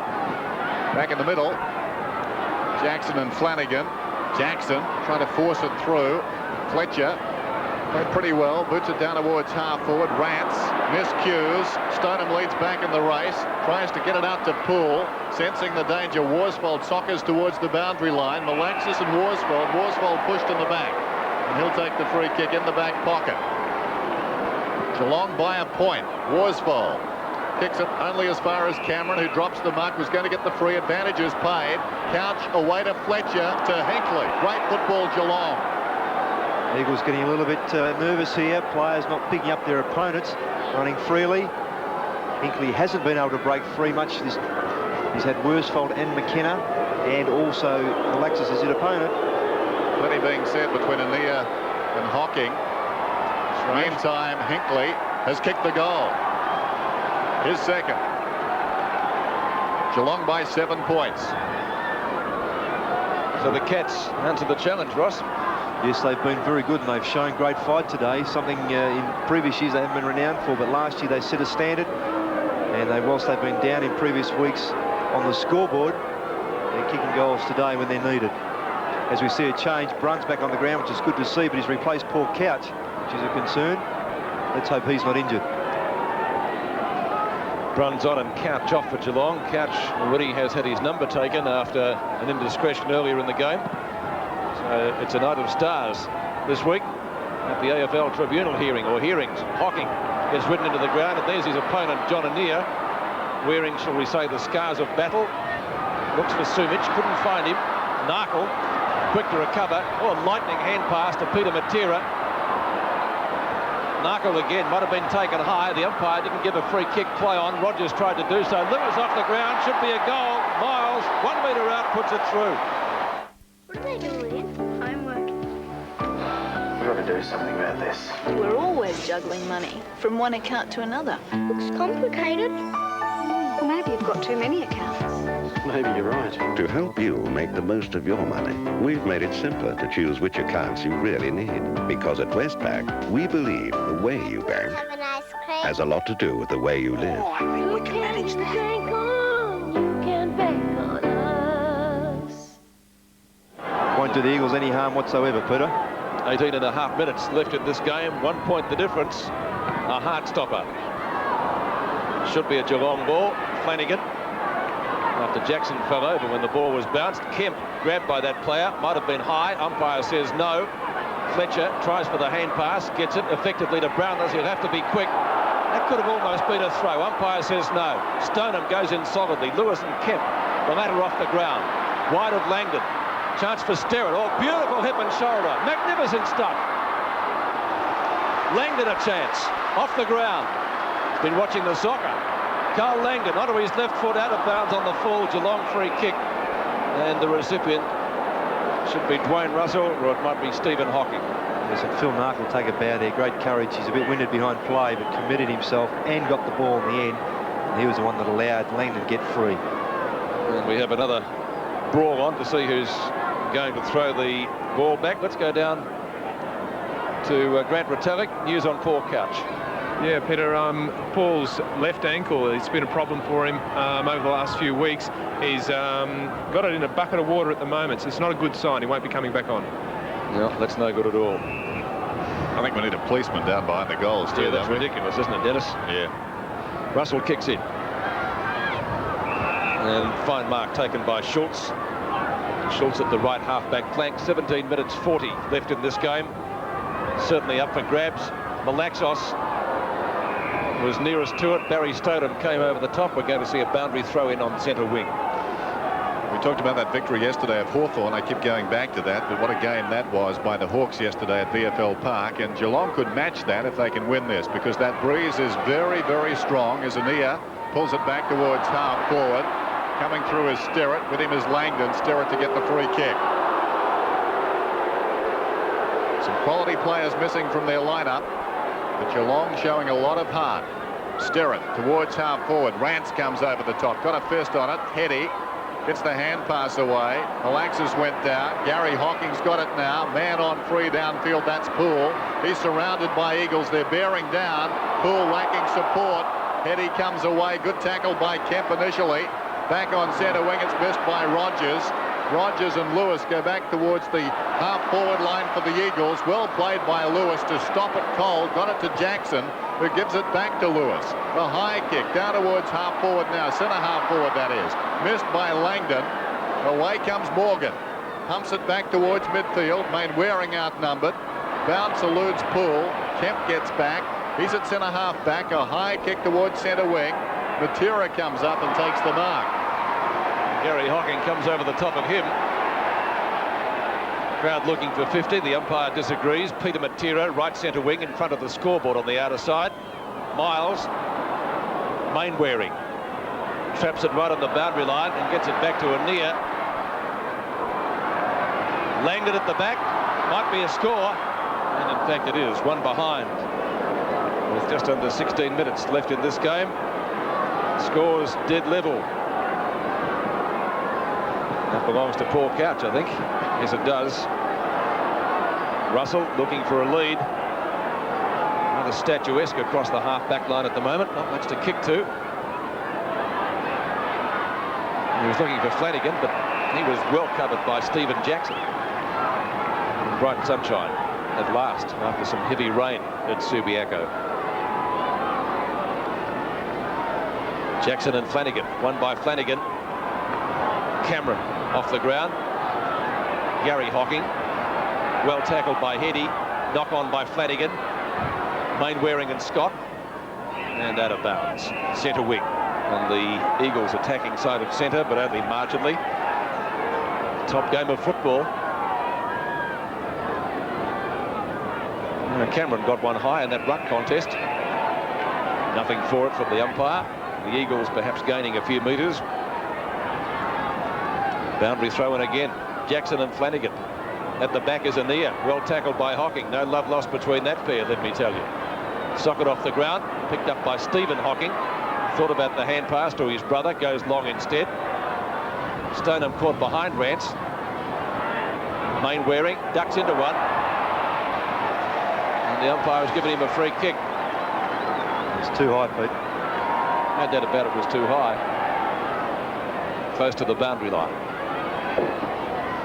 Fletcher, Sterrett, Stephen Hocking, back to Sterrett. Cats going nowhere. Watters, a quick kick. Morgan got a fist to it.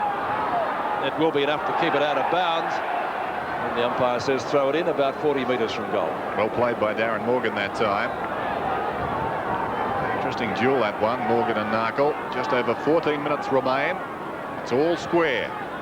Sterrett, clean possession, gets the hand pass off to no one in particular. Deft deflection by Matera towards Watters. He tracks it towards the boundary line, slaps at Goldwood. Sterrett, hand pass across to Fletcher, who's played pretty well certainly since half-time. Morgan tried to get it to Melikelis. Stephen Hocking, they're moving it by degrees. It's not going far. This is Lewis. High kick, only goes about 10 metres. Rogers reaching over the top, big fist away. Melikelis has got the run of it now, out of side as the sun breaks through. Melikelis goes towards centre half forward. Brownless was up, couldn't take the mark. Hand pass comes on from Hocking. Poole left it behind. Cameron an opportunity. Cameron 40 metres out from goal, pulls it back, it's good. Goal Geelong. So the Cats hit the lead by 6 points. Cameron's first goal. The Cats 13-14. The Eagles 12-14 at Subiaco. And they really persisted there. It was great spoil by Rogers in the back line to get the ball up towards the wing, and they worked that ball forward, looking for Brownless or Stone, and Brownless missed the mark here. Cameron had a couple of options, as you saw there, went to handball, and he, along with his brother last week, kicked 4 points between them in that last quarter against the Swans. Could have won the game. That's a telling kick. So Geelong have kicked 3 goals into the breeze. They've broken the deadlock momentarily. What will the Eagles do? Stoneham's got the run of it. Assisting is Poole, almost holding the ball. Fletcher again gets the hand pass away, but the decision is holding the ball and Kemp to get the free. Kemp at the left half-back flank, 6 points the difference. Under 13 minutes left in this game, so plenty can happen. McKenna. Ania. At half forward is Heady. Malaxos. Out to Peter Matera, setting something up for the West Coast Eagles, and he gets a goal. We're the best down under Holdens, under Bewees, under Fords. So, get set for winter with Bow Repair's Winter Safety Sale. It's safety first with Dunlop Grand Prix.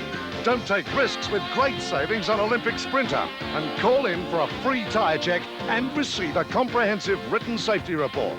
Bow Repair's Winter Safety Sale for safety and savings now. Bow Repairs, the best down under. 92 points each at Subi in an absolute heart-stopper. Stoneham from the centre circle. The Victorian centre half forward sees the kick knocked away by Lamb. Mainwaring around Scott. A hand pass to Rance. Not a good one. Back it comes to Mainwaring. Long kick this time, down to half forward. Ball hits the deck from Lewis. Morgan and Narkle. He got rid of it. Lewis takes the crumbs well. Excellent smother. That was from Rogers, but Lewis again. Any score will put the Eagles in front. It's a minor one. One behind. 11 and a half minutes left in the game. 93 to 92. Both Lewis and Sumich gesticulating at each other. Gesticulating, it's very hard to say. I won't say it anymore. Sumich wanting a drop punt. Lewis tried the torpedo. Here's Russell. Members side with a kick. Flanagan knocks it away from Jackson. Sterrett in the grasp. Intercepted by Kemp, who runs to 50. Gives it to Narkle, who from 45 boots it down towards full forward. Oh, well done by Russell. Threw himself at the half volley. Melikelis the hand pass. Flanagan shepherds it on. Taken by Sterrett from right half back. Comes to Poole.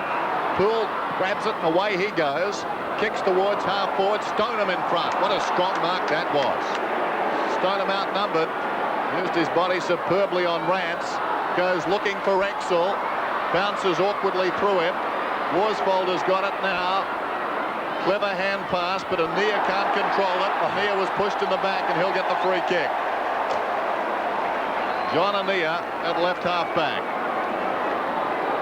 13-15 the Eagles. 13-14 Geelong. Ania towards centre wing. Flanagan pushed in the back. No free kick. Jackson lays it off to Kemp. Kemp the high kick down towards half forward. Sterrett goes back, knocked away by Morgan. Lewis an opportunity. Tackled by Bruns, but got the hand pass away to Heady. Narkle thought about giving it back to Heady. Stood up in the tackle, gives it to Langdon. Langdon a bomb, didn't look. Should have pulled it back. It's out of bounds in the pocket. The Eagles scoring area. It's going to be a free kick to the Cats for out of bounds on the full. Will be taken by Russell. Target is Flanagan, and he doesn't let him down. Done well in the ruck today, Darren Flanagan. Against either Jackson or earlier Scott. That's a strong mark to Poole. Poole on right centre wing. The Cats trailing by the narrowest of margins. 1 point. 9 3/4 minutes left in the game. Marking contest just off the edge of the square. None taken. Mainwaring slaps it out. Gary Hocking likewise. Courage needed here. Rance and Stoneham. What a great duel they've had this afternoon. Inboard from Scott. McKenna caught one. Lewis off the ground. Kicks it straight to Rogers. Rogers goes long. The target will be Exel. Kept the ball in front. Chance for a snapshot from Schultz. It's a shocker. And scrapes in for a behind. But nonetheless, it does level the scores. He was very unhappy with that effort. Had to go to Brownless with a hand pass. Yes, and fancy a league footballer dropping a mark like Stephen Jackson did here on the wing. I guess we'll put it down to pressure, Ross. It wasn't under any, Peter, I don't think. Maybe the scoreboard tells the story. Miles, Stoneham up one-handed. Cameron. Hand pass was partially smothered. That's why it didn't travel the distance to Poole, but he gets it back again. That's a bad kick. And Worsfold should be able to do the smothering and tidying up work. Good shepherd by Mainwaring. and the Eagles will get clear. This is Heady. Malaxos. He's got a paddock to move in. Fletcher giving chase, but he won't catch him. Down to half forward. Marcus Sumic! And within kicking distance with the breeze at his back.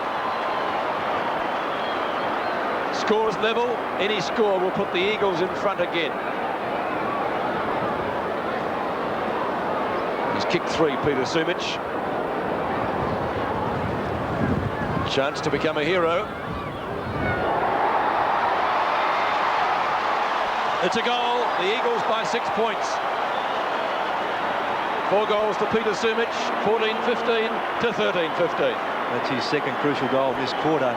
But that all happened because of the Eagles' preparedness to run out of the back line. Worsfold committed himself to the ball and had players free, heading to Malaxos. Malaxos steady, did the right thing. Sumic, a good lead. He led to his left, elected to go right into space and finished off very well.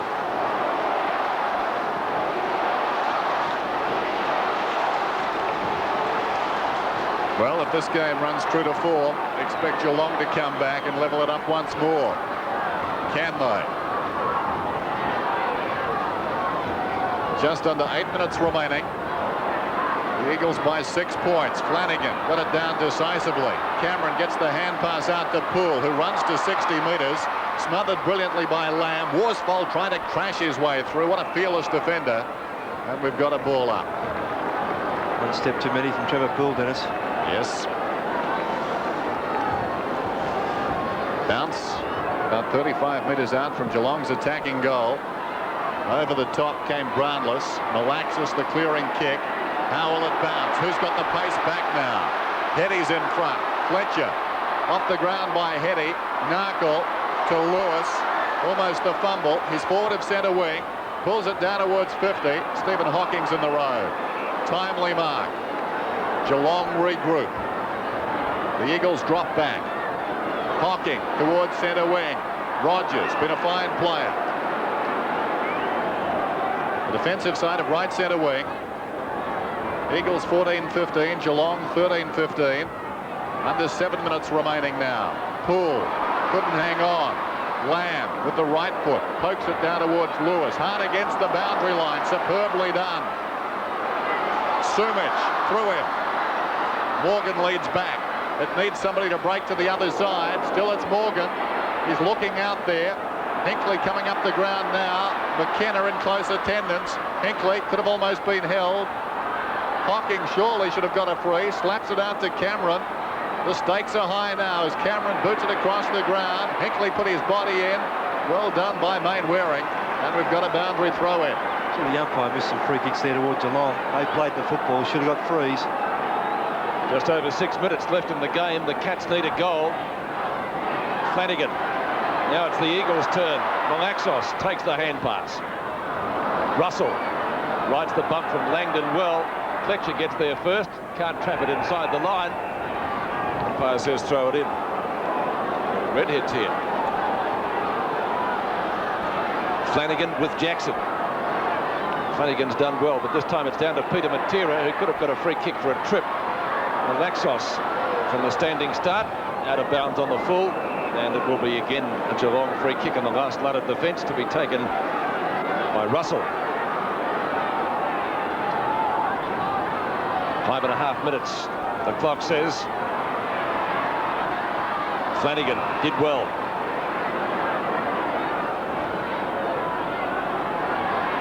Target was Brownless. Oh, magnificent mark to Brennan. Tremendous grab under pressure. Cats need to find something quickly. Over the head of Sterrett, over the head of Sumic, and also Russell. It's out of bounds. Right forward pocket for the West Coast Eagles. Under 5 minutes remaining. Can the Cats find something? Got to get it back up the ground quickly and stop any Eagles score. Even a behind here to the Eagles would be more than useful, I'd suggest. Anea, Lewis, into the open spaces for Narkle. He'll look for Malaxos. This could be dangerous. One behind. That might be a very useful one. 7 points is the lead enjoyed by the Eagles. With 4.5 minutes left in this match, they've cracked the ton. 100 plays 93. Let's hope we get this ball back quickly. That's, as you mentioned, there's got to be a police area. So Russell's got it. More importantly, the Eagles have the lead. Russell, members side with a kick, needs to be touched by Geelong. In fact, it's touched by Heady and pushed across the boundary line. But the Eagles can play this game with the remaining 4:22. Keep it near the boundary or out of bounds. Sterrett, claimed by Langdon, yard free. Gary Hocking to Cameron, draws a man, gets it away to support. The high kick comes from Rogers towards centre wing. Jackson's the tall man, and Jackson takes the timely mark. Incongruous, he dropped the chest mark a few moments ago, and that time needed the overhead mark, and he took it superbly. Strong hands there. 100 to 93 inside the last 4 minutes of the game, and the Eagles finishing on a strong breeze, and he uses it to its utmost. Long down towards half forward, knocked forward by Sterrett. Narkle over the top to Ania. Open goal, and I think he's kicked it. That could be the game. Ania's first goal, the 9th West Coast Eagles player to kick one today. 106 to 93. There's some great joy there from John Ania and his teammates letting him know, but Phil Narkle again involved. Great kick from Jackson after a fine mark here. Read it well, Narkle in front. Look at that quick handball left hand. Near the chance, Hocking chasing very hard, just slugged that ball through. It's a breather. The Eagles now by 13 points over Geelong. Can the Cats come back? The time remaining, 3 minutes 26. Gary Hocking out of the centre, down to the 50-metre line. Dwayne Lamb looks for a hand pass. Fletcher in there. Likewise Rance. Ball shoveled out by Ania. A quick kick comes out to Jackson, who has the save himself. It's past Rogers. Langdon, Lewis at centre field. The Eagles finishing plenty and full of running. Sumich! And within kicking distance. Great grab, Ross. Yeah, terrific mark. Running quickly with the ball like that, having to jump and take it overhead. Stephen Jackson, again, the fellow who got the ball free from that half-back line. Geelong already needs 3 goals to get in front. They've trailed by 13 points. A goal here would certainly seal it for the Eagles. Crowd likes it. Goal umpire does too. Every morning you know you can rely on the sun rising, just as you can rely on Snap, the on-time printer. Your printing is always on time. Snap, the on-time printer. There's one near you. WA's Toyota dealers break through the price barrier with the limited edition Land Cruiser Adventurer family wagon with power steering. Now only $29,950. Drive away. Against North Melbourne next Friday night, and then Essendon a week later. They need to set the scene for some tight football. A look at defeat there. He's played well today, Darren Flanagan. Some great skills from the West Coast Eagles, igniting this winning burst in the last 4 minutes of the match. Flanagan and Jackson, it falls at their feet. Fletcher liked his game, boots it out wide, taken by Brownless, shrugs the tackle. Stonham's got it now, running away from his own goal, back to Brownless, goes for distance.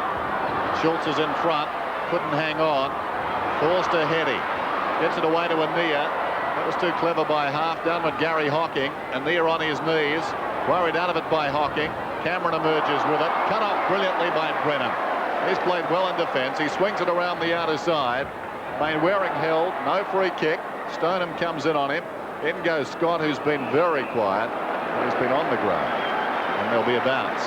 The move of Robert Scott onto Chris Mainwaring's had its effect by nullifying Mainwaring, but Scott's been unable to give them any drive. I think they may have needed.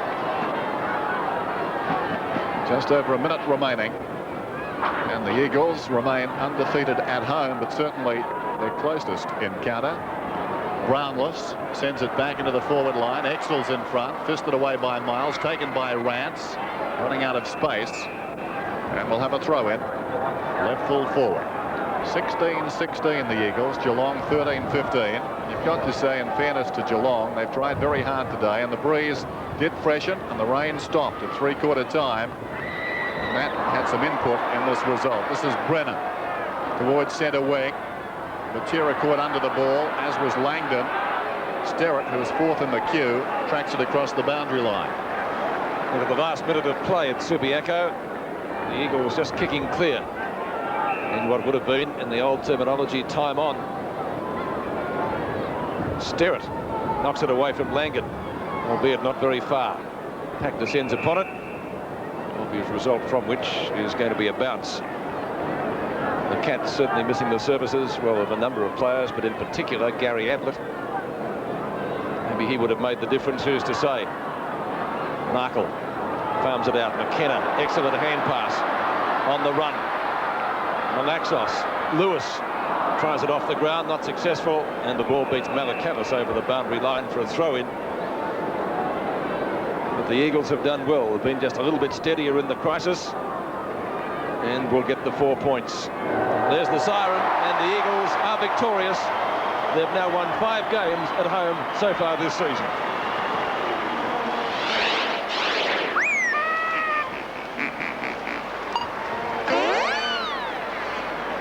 Well, I think you've got to say some skillful play from the West Coast Eagles broke the deadlock in the last few minutes of that game. Certainly the best game we've seen in Perth. And finally, the West Coast Eagles home by 19 points. Sumich getting 5 goals, certainly a focal point up forward. And I made the point late in the game that Sumich quite often finds a lot of space on the forward line. Again, that was evident today.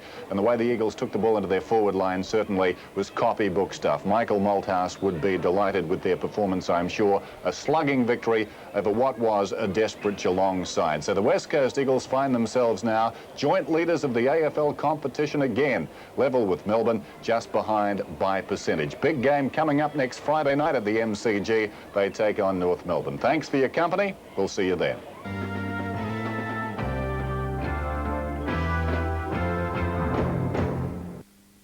The 1990 AFL Premiership season was proudly brought to you by SGIO. They'll stand by you. BP on the move. Carlton and United Breweries, one of the world's great brewers. And Westpac. You can bank on Westpac. Australia 2020. It won't be a migration, it'll be a virtual invasion. They could say they're coming, and there's nothing we can do about it. See Australia's future, Tuesday. Next on Hinch. Australian wool farmers have been hit hard, but none harder than drover David White. His sheep have been slaughtered. They were doomed from the start. Didn't matter. If your sheep are now doomed, where does it leave you? Pretty well the same way. I don't know what I'll do. I've got no idea. Just absolutely financially destroyed me. Another victim of an industry in crisis, next on Hinch. Don't miss the big Foundation Day swap meet at colourful Wanneroo Showgrounds on Monday, 4th of June.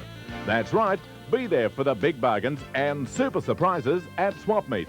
Sellers admitted from 7 a.m. at just $6 a bay.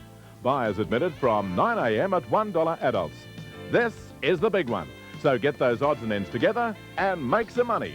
Or go along and get yourself a bargain. See you at swap meet at colourful Wanneroo Showgrounds Monday, 4th of June. Tonight on 7. Part 2 of our series Brand New Life with Barbara Eden continues at 6:30 on the Magical World of Disney. In our new series Skirts, the stress of the job bubbles to the surface when Debbie attends a road accident. Our special presentation, Cross of Fire, has been acclaimed as riveting, one of the best pieces of television entertainment you'll see all year.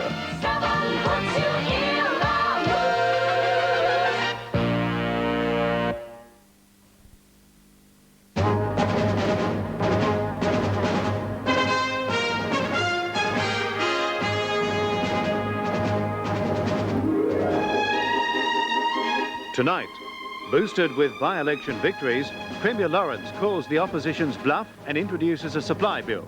Arson damage in a suburban school put at more than $100,000. And the West Coast Eagles win through in their tough test against Geelong.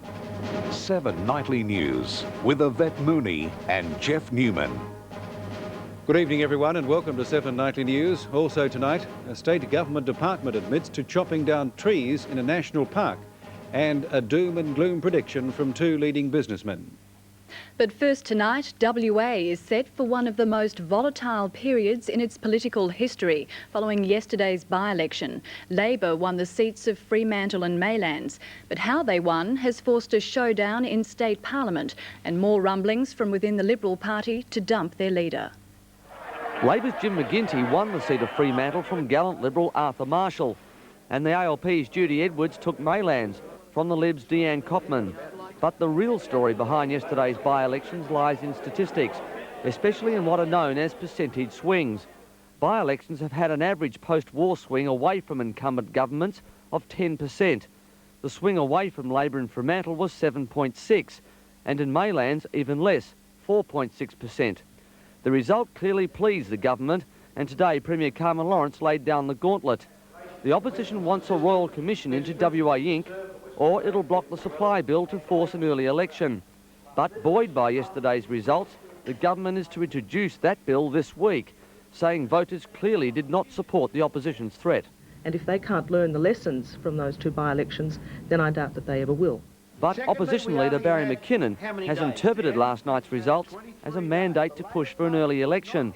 However, already there are rumblings from within his own party since last night to get rid of him. Insiders say voters were disillusioned with Labor, but were not confident with the Libs under McKinnon. And this man, rookie MLA Doug Shave, the man who took Arthur Marshall to a record primary vote victory over Labor in Fremantle, is increasingly being seen as a possible replacement. The coming weeks in state parliament will be crucial for both Labor and Liberal. In fact, it'll probably determine who is calling the bluff. John McCourt for 7 Nightly News. A state government department has angered conservationists by mistakenly chopping down trees in the fragile Shannon National Park. Dozens of the trees were wrongly sent to a sawmill after a ranger overstepped the park's boundary. The Shannon National Park south of Perth is a fragile forest of WA's most treasured trees. They take hundreds of years to grow. Chopping them down is against the law, but that's precisely what the Department of Conservation and Land Management did. We made a mistake. One of my officers made a mistake. He's feeling very sorry for himself now. CALM Director Sid Shea says it was an honest mistake. The officer concerned confused the park's boundary. Although they made the error, it was an easy one to make. The park boundary is not a road, it's a ridge. They picked the wrong ridge. 86 Carry, Jarrah and Marri trees were felled as the department moved to protect the area from wildfire. The trees were later sold to a local sawmill. The Conservation Council says it's a serious blunder. I think it's quite outrageous. There is just no excuse. If I can work out where that boundary is, a qualified CALM officer should be able to. The department says the affected area is small and will recover easily with no permanent damage. There was not serious damage caused because we're only talking about a few hectares and 86 trees, 0.006% of the whole national park. But in terms of the principle, it's a serious error because it should not occur and it won't occur in the future. A post-mortem today has revealed that murdered Queensland schoolgirl Stacey Ann Tracy was strangled. The 9-year-old girl's body was found yesterday on a creek bank near the outback town of Roma. The residents of Roma have been numbed by the discovery yesterday of the body of the murdered 9-year-old on the outskirts of the town. In church services in Roma today, there were special prayers for the dead girl and her family. Roman Catholic priest Father Joseph lit a special candle for Stacey Ann and told the congregation, "This kind of violence happens only in cities, but now it is happening in our town."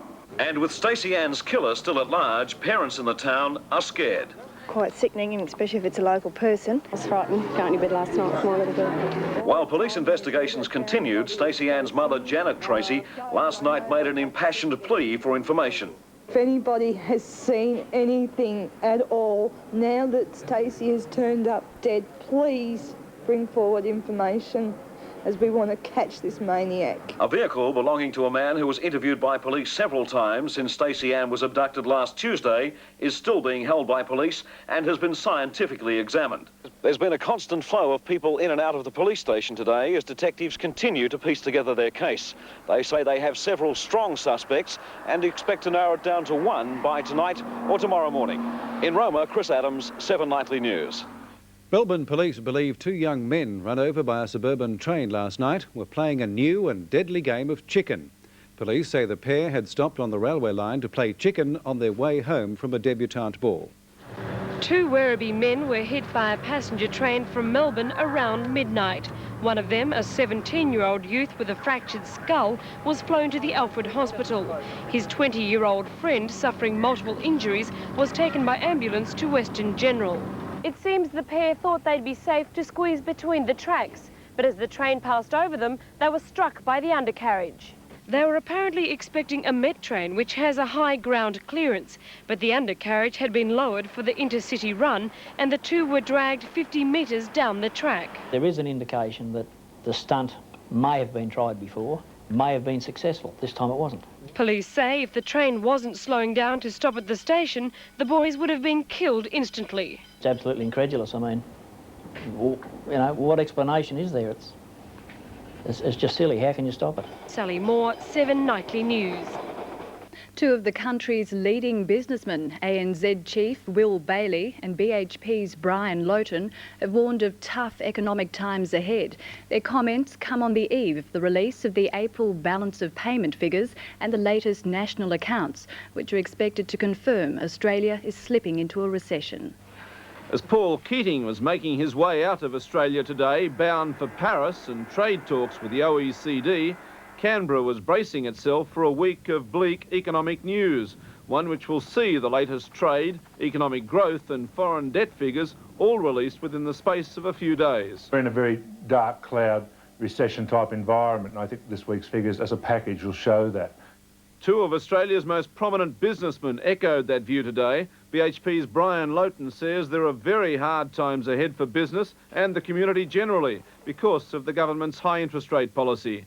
ANZ Chief Will Bailey agrees, saying we're in for a tough year, with no prospect of any mortgage rate relief for at least 4 months. The major problem, our trade deficit, with tomorrow's balance of payments for April expected to show little improvement.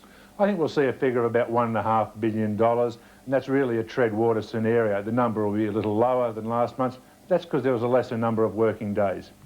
And still to come in 7 Nightly News, Queen's Park Primary School set ablaze. And South African neo-Nazis say President de Klerk deserves to die.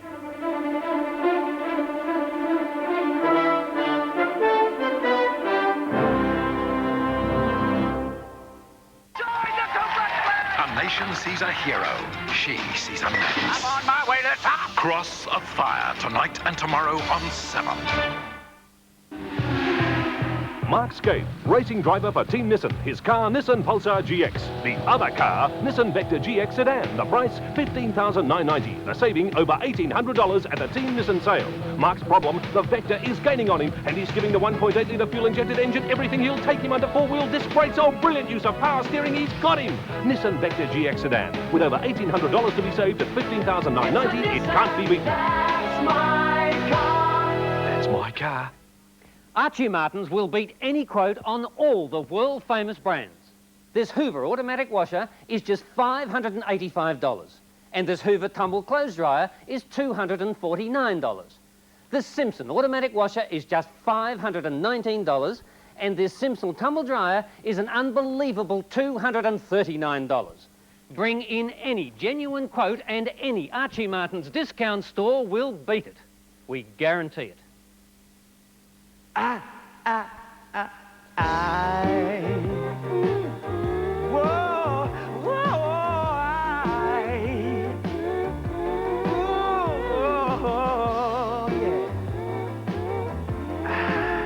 Needed that. I needed that great taste of McDonald's. How is he? I've got a cold. Nose is blocked. I'll get the vapor rub. Cash. Vapor rub will help you breathe easier, so you can sleep. That's the stuff. This will help you breathe better. There's a V for Vicks and a V for Vapor Rub. Good night, Tommy. Health authorities are to decide whether to let children return to their suburban school tomorrow morning after an overnight blaze. The Queen's Park Primary School was torched by arsonists causing hundreds of thousands of dollars in damage and a possible health risk. There was little firemen could do to save the healthcare division of the primary school, which went up in flames at about 8 o'clock last night. The fire quickly spread, destroying offices and damaging medical equipment. Today, police arson squad detectives began sifting through the debris for clues, but it's already known that the blaze was deliberately lit after arsonists broke into the premises. Health authorities are now concerned with possible structural damage and asbestos material in the ceiling. Before we will allow the children to come into school tomorrow, the building must be inspected by the Ministry's occupational health and safety people. Mr Krolikowski said the school has been repeatedly broken into, with last night's blaze the last straw. People put in a lot of work and effort. It's not just the building, but it's all the paperwork and the programs and records that are destroyed, which are soul-destroying. Fortunately, most of the school's actual classrooms appear to have escaped major damage. John McCourt for 7 Nightly News. Overseas and panic buying and food hoarding continued in Moscow today, with the government announcing new controls to try to stop it. Several shops had to close their doors against the rush, which began when authorities outlined plans for massive increases in food prices. Items were being grabbed as soon as they were put on sale, resulting in empty shelves in many of Moscow's stores. Residents of Moscow, as well as those from other parts of the Soviet Union, crowded the capital today in hopes of buying food before it ran out. There are 8 people in my family. I was only able to buy 2 kilos of macaroni. What's that? It's murder. The panic buying started Thursday after the Soviet Prime Minister announced an economic reform plan that would triple bread prices and substantially raise costs on other items. People have been buying 7 times as much flour and vegetable oil as usual, and twice as much salt. Sugar is already rationed throughout the Soviet Union. Shops were filled to capacity after Moscow authorities announced that shoppers who do not live in the city would not be able to buy here for 2 weeks starting tomorrow. Meanwhile, Boris Yeltsin, the popular rival to Mikhail Gorbachev, has failed to win the post of president of the Russian Republic. The presidency of the largest republic in the Soviet Union would have considerably strengthened Yeltsin's political power base. Yeltsin, constantly on the attack with his criticisms of Gorbachev, is hugely popular with the crowds. His supporters were out in strength for the election, shouting support for their favourite, but heckling other deputies as they turned up to vote. Some put it a little stronger, condemning Mikhail Gorbachev as an enemy of the people. Yeltsin came close in the vote, just 28 short of the required outright majority. New elections must now be held with new candidates, and although Yeltsin could nominate again, it would be against traditional practice. And in South Africa, another challenge, this time by extremist right-wing whites, angry at President F.W. de Klerk's plan to share power with the blacks. They marched to an Afrikaner memorial for a rally attended by about 100,000 people, the biggest white protest in decades.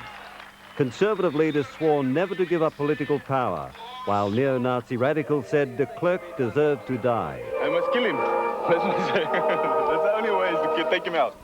But de Klerk, who returned home today from Europe, told supporters at another rally that his reforms were irreversible. Terry Spence, 7 Nightly News. About 7,000 World War II veterans have been gathering in a French coastal town to mark the 50th anniversary of one of history's most remarkable rescues, the evacuation of Allied forces from the beaches of Dunkirk to sanctuary in England. Thousands died in the evacuation, and the weekend has been one of commemoration for the fallen. Today, French Mirages flew past. Then it was the Luftwaffe that had command of the air. In a desperate 3 weeks 50 years ago, the French army had lost 370,000 men, killed, wounded or captured. For France, the bitterness of defeat, as much as the miracle of the evacuation, is the memory of Dunkirk. Today also marked the safe arrival here of a British veteran, David Milne, 50 years to the day from his capture near Dunkirk by the Germans. Nearly 75, he'd walked from Lincoln to raise money for charity. It wasn't so pleasant then, but it's more pleasant now. Tomorrow, the crews of the little ships will join the veterans for a service at sea, in the waters where 5,000 died, but over 300,000 were brought to safety. And with the latest in Sunday sport, here's Dennis. Yes, thanks, Yvette. Tonight, the Eagles shine on a bleak day at Subiaco Oval. We've got the latest on Jason Dunstall. The Wildcats go back to school, and Ayrton Senna sets the pace in the Monaco Grand Prix.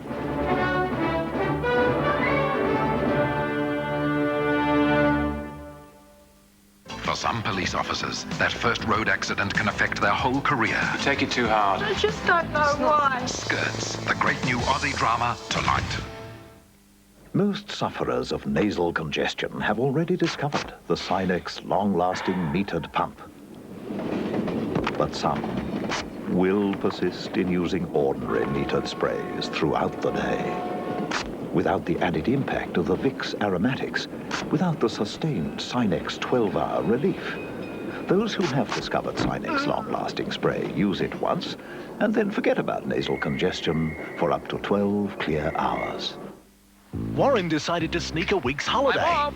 Will he win this Suzuki Sierra? Whoa, that's my kind of car. Plus this Fleetwood Roadster. Plus this. Plus this. Plus these. Awesome. Plus this. Lolly. Plus this. And a year's supply of processing. Yes, please. Or will you? Huh? Entry details are in the West. Discover Western Australia and win the complete Discovery package worth $40,000. Thanks to the WA Tourism Commission, the West and Channel 7. This fantastic new creation has new lines, classic curves, finesse, cool elegance, can be backless, and has a very petite price. White Stratos. Economy formidable. From who?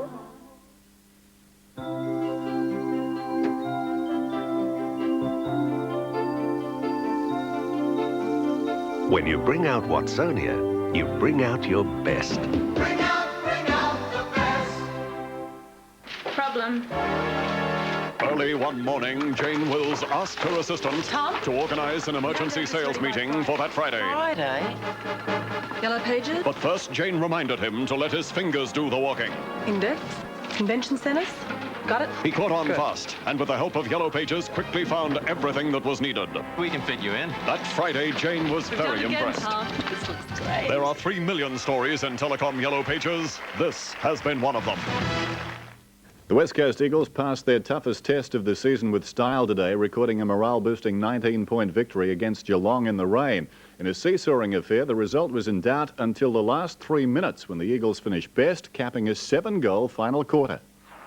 For a team that's hardly played any football in the wet this season, the Eagles started brilliantly. Kicking against a strong wind, they bagged the first 3 goals, while in defence, someone forgot to tell Michael Brennan the ball was slippery. Geelong didn't kick their first goal till the 21-minute mark, then scrambled another 2 to reduce the quarter-time margin to 5 points. The Eagles' good work early was almost undone, as they too wasted the breeze in a low-scoring second quarter, made worse when Peter Wilson limped off with a hamstring injury.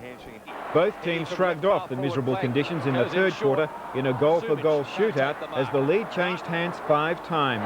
McKenna, 50 metres out, shoots, and that looks a goal. Yes, it is. 4 points. Oh, excellent hand pass. Exel should goal and does off the ground. In front of the pack, an awkward bounce for Russell. Narkle gets the hand pass away. Langdon. Goal. For Brownlow medalist Paul Couch, it was a quarter of mixed fortunes. He was reported for a high tackle on John Worsfold, then minutes later snapped a great goal to give the Cats a 12-point break. But if Geelong supporters were praying for a blowout, they were sadly disappointed. Bloodied but not beaten, the Eagles dug deeper than they have all season and came up with a match-winning 7-goal final quarter. That's the first real close game we've had this year, and to finish in front is a real bonus. In the other game played today, Richmond thrashed the lethargic Sydney Swans by 79 points at the MCG. Despite poor kicking at goal, the Tigers led at every change to take their 3rd game of the season. Even before the opening bounce, the players showed they were revved up for this one. Into the game, Tony Free, fresh back from suspension, was booked again. Richmond had far more of the ball in the first quarter, but squandered a series of opportunities. As it was, when David Honeybun converted after the siren, they led by 19.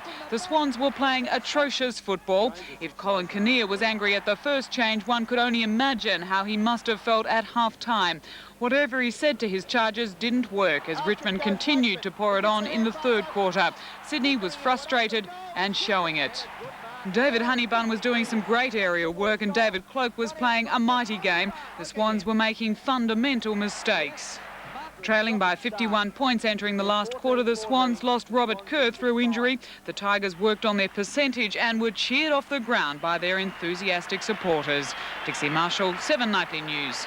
So at the completion of round 9, Melbourne clinged to top spot on the ladder, just percentage ahead of the Eagles, with Essendon, Hawthorn and Collingwood a game further behind. Hawthorn champion Jason Dunstall is certain to be sidelined for 8 matches and possibly the rest of the season. Dunstall, who fractured his skull during yesterday's match against Melbourne, is tonight resting in hospital, awaiting surgery on Tuesday. The Perth Wildcats will go back to school this week after failing to make the grade against the North Melbourne Giants last night. A disappointed Cal Bruton says the Cats will have to swat up on their offensive and defensive disciplines after their 16-point loss to the Giants at home. It was Perth who started as if they'd just got off the plane from Adelaide. Their offence looked sleepy, while North Melbourne were full of running, led by American import Joe Hillman. He cut the Wildcats to pieces at both ends of the court. 5 seconds left on the shot clock, so he'll have to put it up shortly. Hillman just gets it up in time. What a way to do it, a 3-point basket. With Dwayne Nelson helping himself to a swag of points off the bench, the Giants nonchalantly blew a 7-point quarter-time lead out to 15 at the half. But after getting an absolute roasting from coach Cal Bruton in the break, the Wildcats emerged with new purpose. Ricky Grace finally found some holes in the Giants' armour, and James Crawford started doing what he does best. Crawford got up sensationally. 3 times the Wildcats got within 5 points, and 3 times the Giants rallied through Hillman and Scott Fisher. Instead of running out of legs, the reigning champions ran away with the game by 16 points. For the Cats, it's back to the drawing board. Obviously, the discipline in our offense, our defensive intensity for 48 minutes.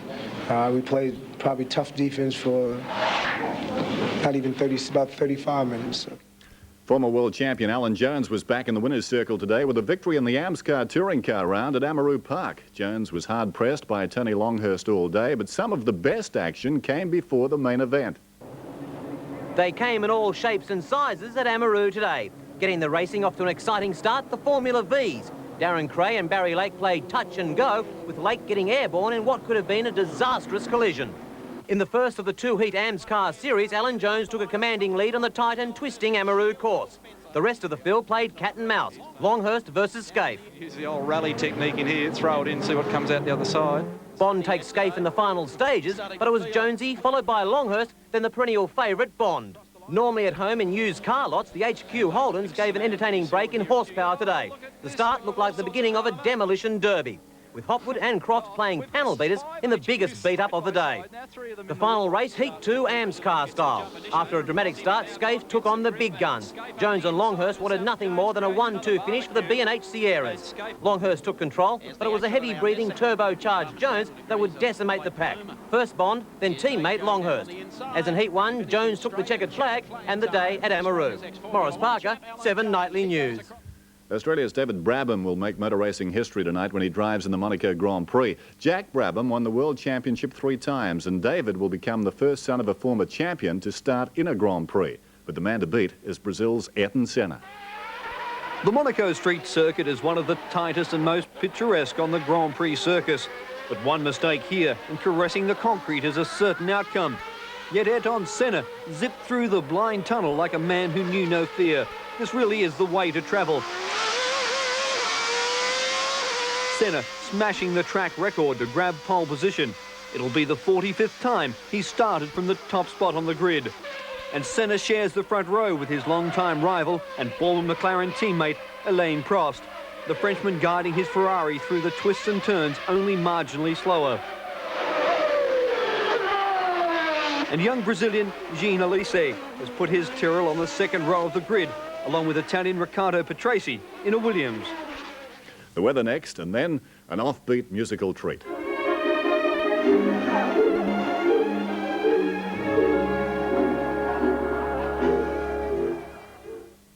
Australia 2020. It's our last chance to get into space in a big way. We either take it or we fluff it. Because what happens tomorrow is being decided today.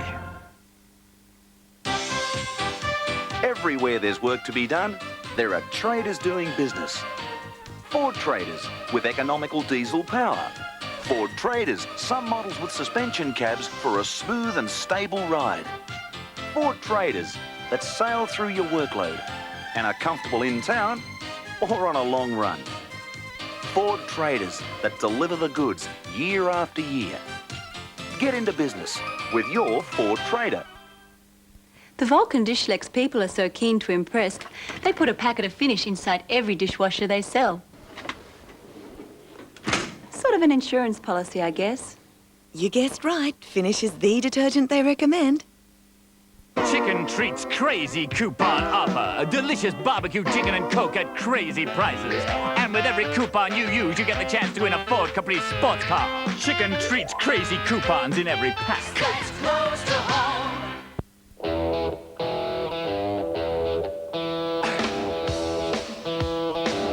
This is it, the big one from Jeans West, the biggest jeans sale of the year.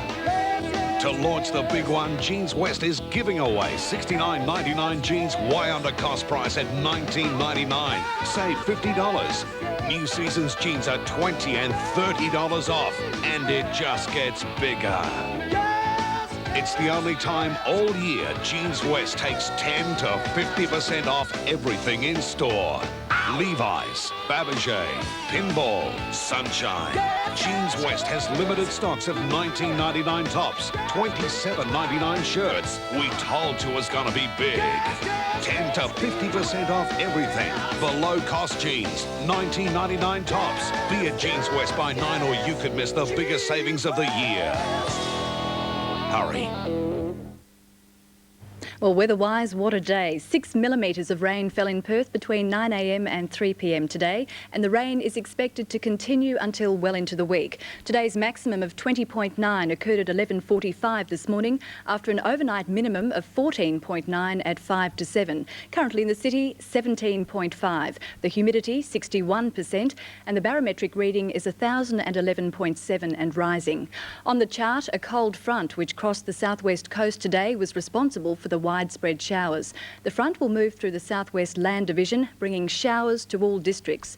Although fine weather is expected to return on Wednesday, another cold front should cross the state on Thursday, bringing more much-needed rain. The coastal waters, Jurien Bay to Mandurah, a strong wind warning is current. West to southwest winds at 20 to 30 knots, a risk of squalls to 40 knots in showers, seas to 3 metres and the swell to 4 metres. So the forecast for Perth and the metro area. In a word, showers. Fresh and cold southwest winds, a minimum of 12, a maximum tomorrow 16 degrees. And the outlook for Perth for Tuesday, showers, Wednesday fine. And now to the winning numbers in the 6 from 38 soccer pools, and they are 8, 18, 22, 29, 30 and 34. And the supplementary number is number 6. And finally, something possibly funny, definitely silly and above all absurd. We found it in Chicago, the Bottle Band School of Music.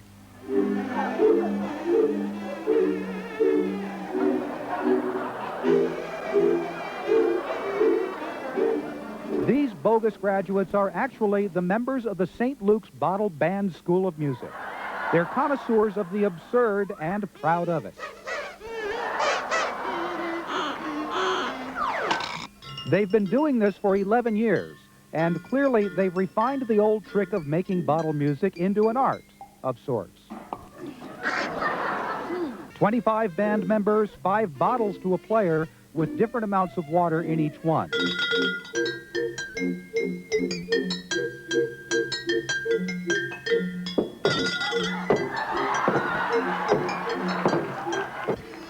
All the merrymakers are also members of the church choir at St. Luke's. This is a once-a-year fling. Their inspiration comes from Psalm 33. Play skillfully with a loud noise.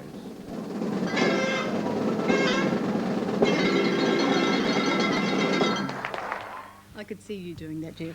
Have the bottles, but I don't know whether I have the inclination. That's 7 nightly news for Sunday, the 27th of May. Good night to you all, and drive carefully. Good night.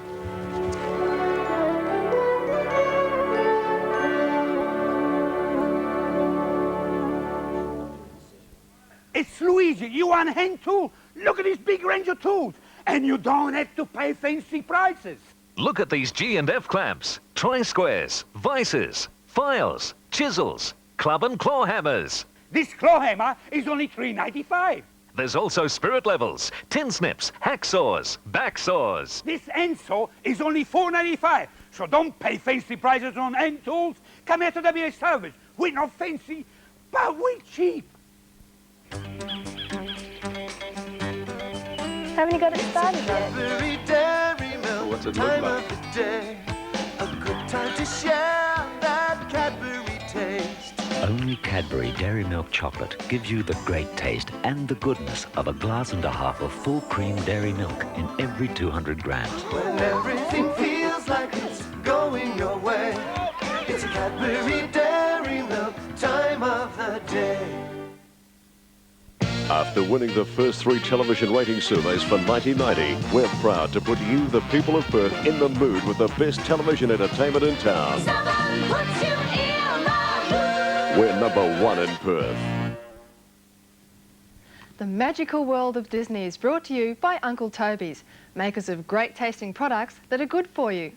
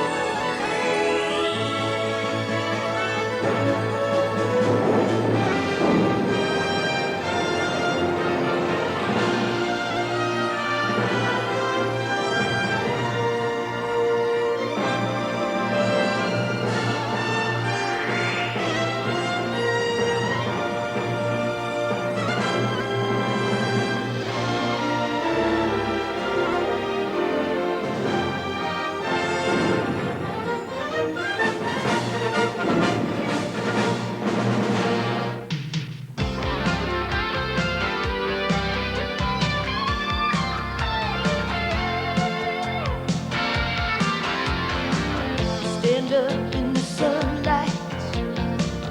You will follow everywhere you go. Tomorrow's here, and you know the chances are today. It starts with you and moves you there. The time is right now. It's a brand new life. It's a brand new life. How far can you see? Let yourself fly. It's a brand new life. What else do you need? A heart and soul. You got it all. You know. Spread your wings and fly. It's a brand new life. A brand new life.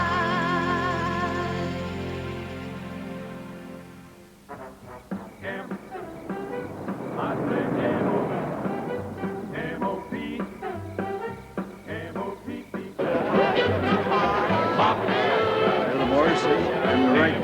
Okay, thank you very much. Oh, here's your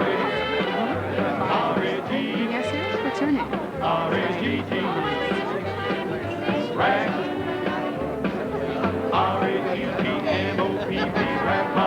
You're a kid. Yeah, he did. Actually, really did. He really means that. Honey, that's you. No, it couldn't be. Well, that is to you. You mean that guy that looks like Charles Atlas?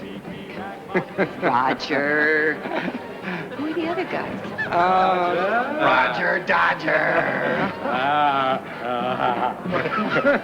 The man most likely to own a polo shirt in every color. You know, we were just talking about you guys. I want you to meet my new wife. I mean, my wife, Barbara. This is Steve and Kirby, the guys in the pictures with me. Oh, really? Well, hi. Hi. It's a shame about your hair, Raj. All that unsightly gray. Same old jokers. It is real. Well, as far as I know. And you find that sexy? Hey!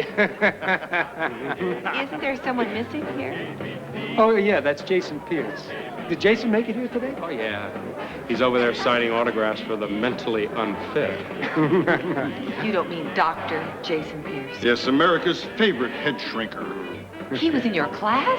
Didn't I tell you that? I watch his show every week. Well, come on, I'll introduce you. What am I going to say? Just don't mention his toupee. I'll see you guys. Thank you. You're welcome. It's a pleasure, Barbara. She's a big fan of yours. Really? Oh, yes. I've only missed 2 of your shows in 3 years, and then I had my friend Linda tape them for me. My kids say I'm a junkie.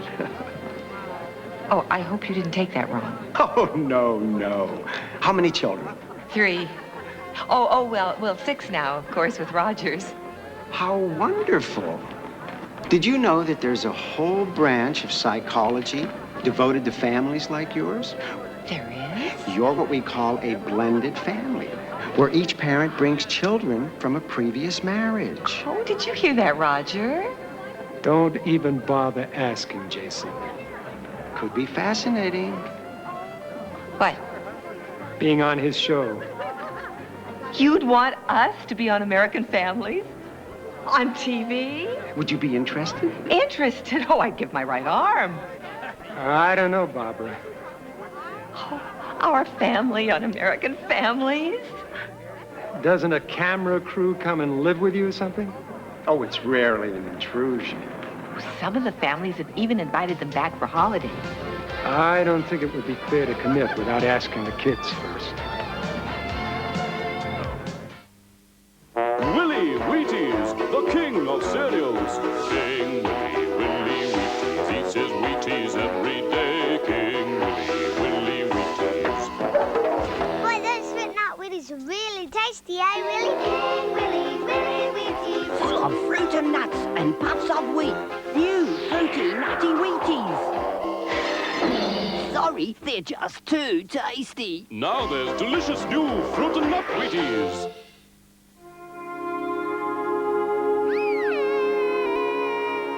Every mother's worried when their child has a fever. But the clinically proven way to relieve fever and pain fast is with Panadol. It contains paracetamol. There's Panadol Elixir with the new improved flavor, drops, and 4 years and over elixir. Use only as directed for temporary or minor illness.